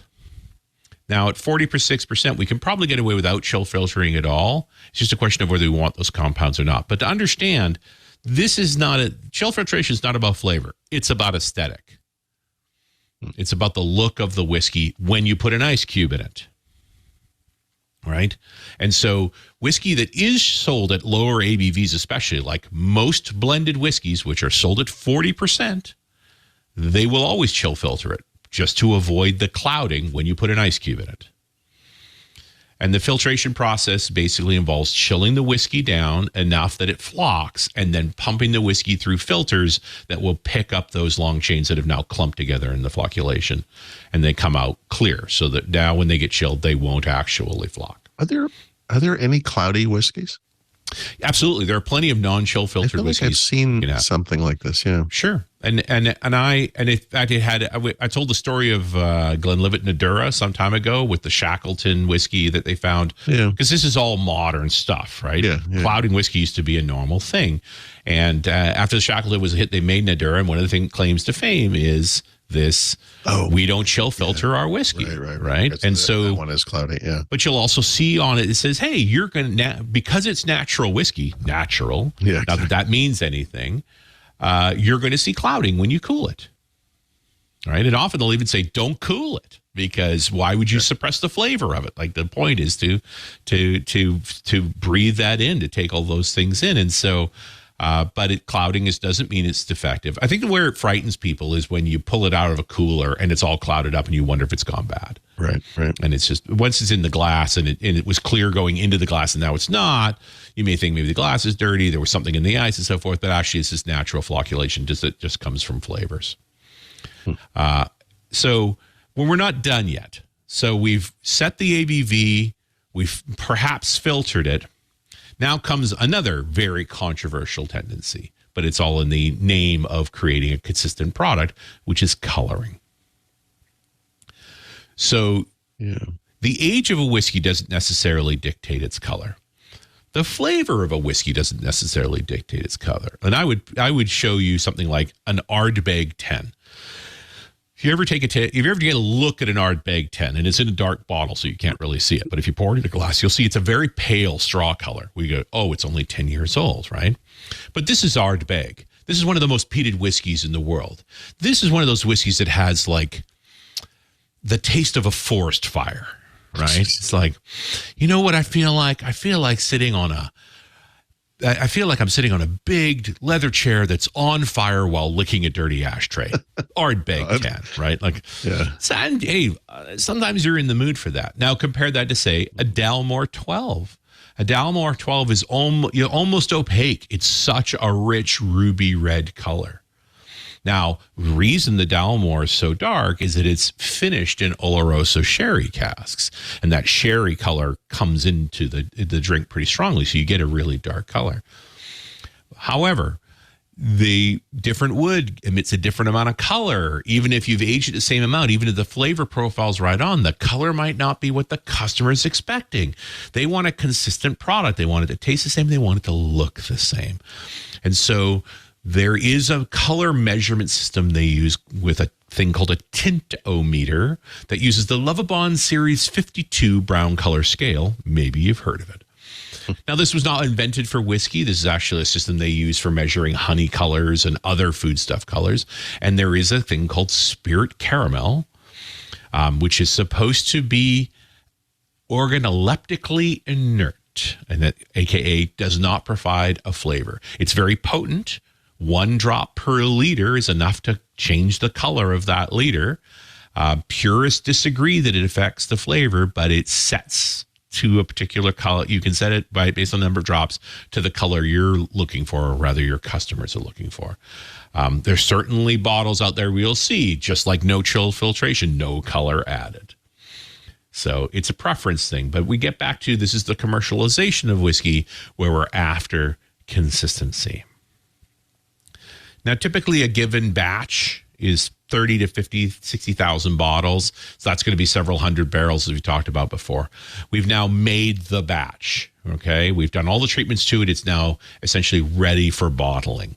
There are a bunch of different styles of bottles. You specified to the bottler what kind of bottle you want. There's very popular, common styles of inexpensive bottles that are used all over Scotland for most editions. The bottling machines have the bottles are supposed to be sterile going in. The normal practice is they have a spray of the whiskey they're going to be bottled with for their final rinse.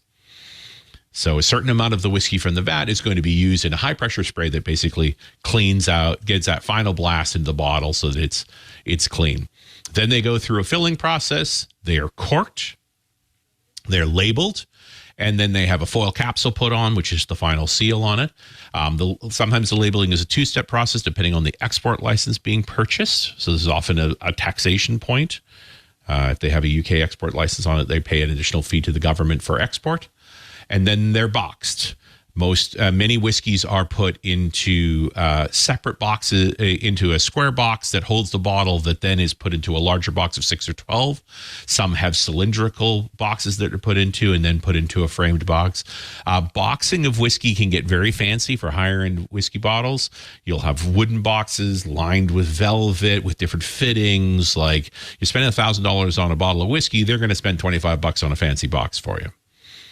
Then those boxes are sealed, they're packaged together, they're wrapped, they're stacked on pallets and prepared and sent off for shipping. You've made a bottling. Like I said, most distilleries don't have bottling facilities. It's also important to know, especially in Scotland, that there are major conglomerates, companies like Diageo and Suntory and so forth, that own many distilleries, and so they tend to have centralized bottling facilities. And we've just talked about sort of traditional bottling of a single malt, right? We talked about Macallan 12. There's many others. But there's also the process of making blended whiskeys. There are a bunch of different kinds of blended whiskeys. Now, there are well-known, the main thing that a blended whiskey is typically some kind of single malt, maybe more than one, and then a certain amount of grain alcohol added to it, or neutral spirit. High distillate, distilled with a column still so that you get it up in the 80-90% range, so it has no flavor in it at all. And that'll be more than half the bottle. So it reduces the price a lot because that grain spirit's very inexpensive to make. You're still going to cut to 40% ABV. Now, you know these names. Things like Johnny Walker, which is owned by Diageo. Chivas, which only makes blended Scotch, which we'll talk about in a second, owned by Pernod. Dewar's, one of my favorites. I love a Dewar's 12. It's owned by Bacardi. And this week's whiskey, the Famous Grouse. Listen, I have a bottle of Famous Grouse all the time. I mean, we've been talking about whiskey for weeks here.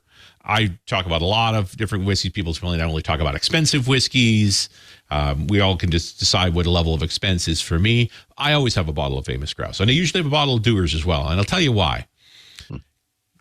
Because after the second $100 bottle taste of $100 whiskey, you could be drinking copier fluid. Like, what difference does it make, right?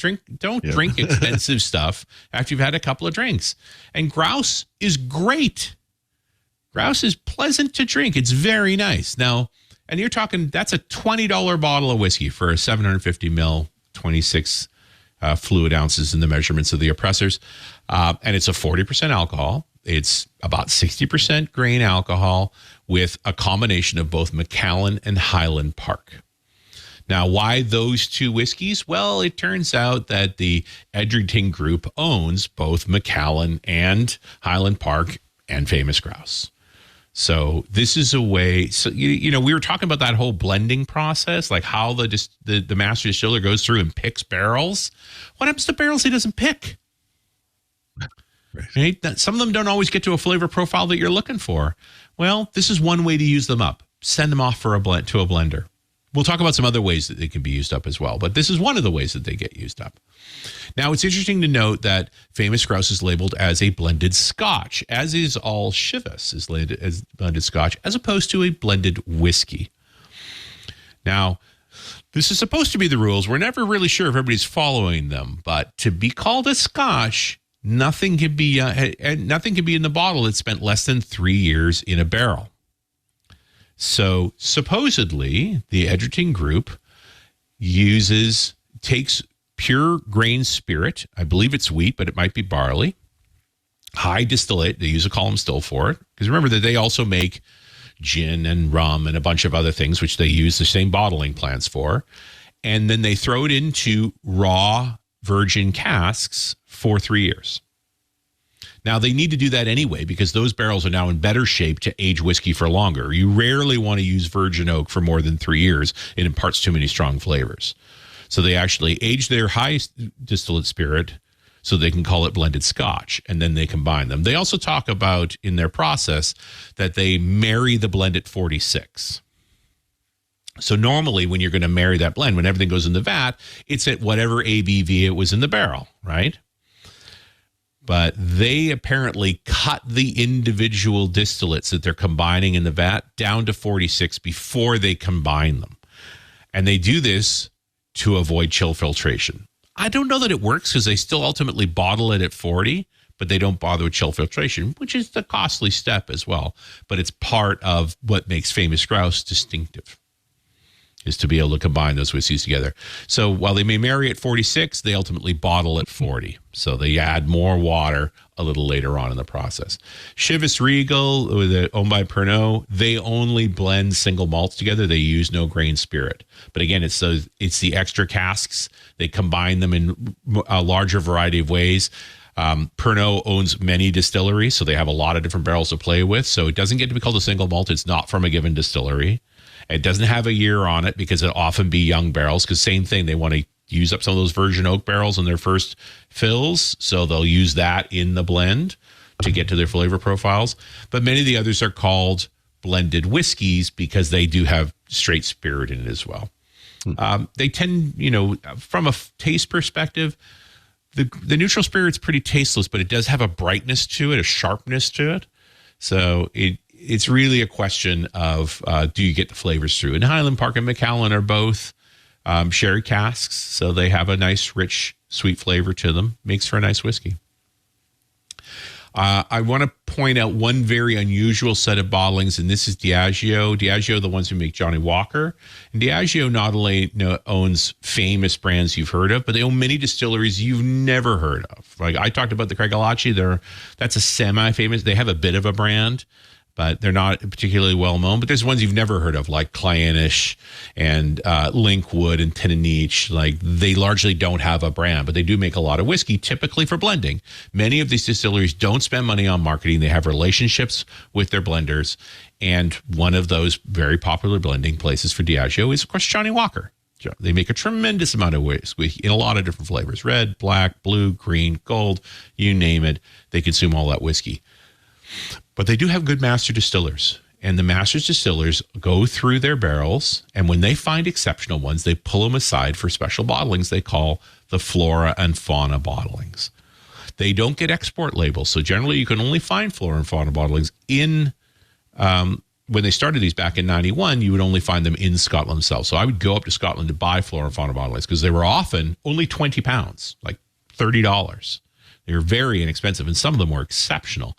They've now become so popular, they started getting export labels, and occasionally you can find them. They do additional editions. The Mortlock, which is one of the Flora and Fauna set, which again, when this started back in the 90s, they had no branding. They were nobody. They were so popular, their prices went through the roof. Last time I saw a Mortlock 16 Flora and Fauna bottling, they wanted $250 for it, and I bought that stuff for $40 back in the day. And now they're actually making branded Mortlock. So it literally drove it to be a brand. But a variant, all the bottles look the same. It's only the labeling that's different. Like it was a very interesting style that Diageo took to do that particular edition. One more thing, just because whiskey's not complicated enough. Now let's talk about independent bottlers. So there are a set of bottlers out there that some have been around for more than 100 years, like Gordon MacPhail, that do not own a distillery at all, but they have relationships with distilleries, and they have opportunities to buy barrels. Sometimes they'll buy barrels and just keep them, get them to a particular age. This is one of Cadenheads, which is another one of these, that although they actually also own a couple of distilleries, they hold a lot of interesting barrels for a long period of time and then do the bottlings when they think they're ready. So you'll find these in some stores and wonder what the heck they are. Like, what's Gordon MacPhail? They are an independent bottler. They buy barrels from lots of different distilleries. They age them themselves. They finish them their own way, and they'll typically be on the bottle. You don't buy a Gordon and MacPhail whiskey. You buy Gordon MacPhail's Mortlock 24. That was a set of barrels. The youngest was 20. That's now 24 years old that they decided to do a bottling on. Signatory is another one. The Douglas Young and Hunter Liang, they do independent bottlings. So they're literally buying casks, keeping them for a certain period of time, and making their own editions of whiskey. And it's part of what makes, I think, Scottish whiskey particularly confusing. And one last call on, and that is to the Scotch Malt Whiskey Society. So this is really a UK thing, although there is a US branch and a Canadian branch and a few other countries. They buy barrels on behalf of their members and do custom bottlings. They are, as they're quick to say, not a Whiskey of the Month club. What they are is a club where only members can buy bottles from them, and they go looking for bottles as well. So rather than just going to stores to buy Gordon MacPhail, you can be part of the Scotch Malt Whiskey Society if that works for your country. Different deals in different places. It's often hard. Whiskey is one of those things that's difficult to import in small numbers, and so they will push out for there. And that is the story of finishing whiskey. Oh, let me turn my microphone back on. That's important. That then officially brings us to the end of this episode of Windows Weekly and the end of the explanation of bottling, of, I guess, creating and bottling whiskey. The finishing of whiskey. Thank you. The finishing of whiskey. Folks, thank you all for tuning in to this episode of Windows Weekly. If you would like to follow along with the show as we record it live every Wednesday, you go to twit.tv/live. There, you can watch us around about 11 a.m. for the starting time Pacific, 11 a.m. Pacific. So tune in to watch it recorded live, but we think the best way to get the show is to get the edited version, which you can get by subscribing to audio or video. Go to twit.tv/WW. There you can choose to subscribe in Apple Podcasts, Google Podcasts, Spotify, YouTube. We try to be in all the places so that you can get the show no matter what application you are using. Let's go from left to right. Richard Campbell, where can folks go online to check out your work and make sure they're staying up to date with your long-lived podcasts? So Run As Radio, still at runasradio.com. Of course, .NET Rocks is also at .NETRocks.com. And you usually find me on the Twitters and the Mastodons. Awesome. And Paul Thurrott, thank you. Of course, Thurrott.com is the main place to go. Anything else you want to pitch? Just go to Thurrott.com, people. Come on. It's all there. It's all there.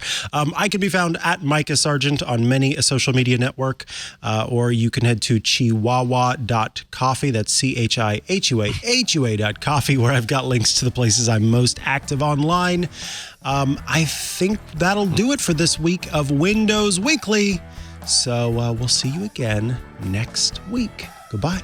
Do you want to hear about the latest news happening in the tech world from the people who write the articles, sometimes from the people who are actually making the news? Well, we got a show for you here at twit.tv. It's called Tech News Weekly. Me, Jason Howell, and my co-host Micah Sargent, we talk with some amazing people each and every Thursday on Tech News Weekly, and we share a little bit of our own insights in each of us bringing a story of the week. That's at twit.tv/TNW. Subscribe right now.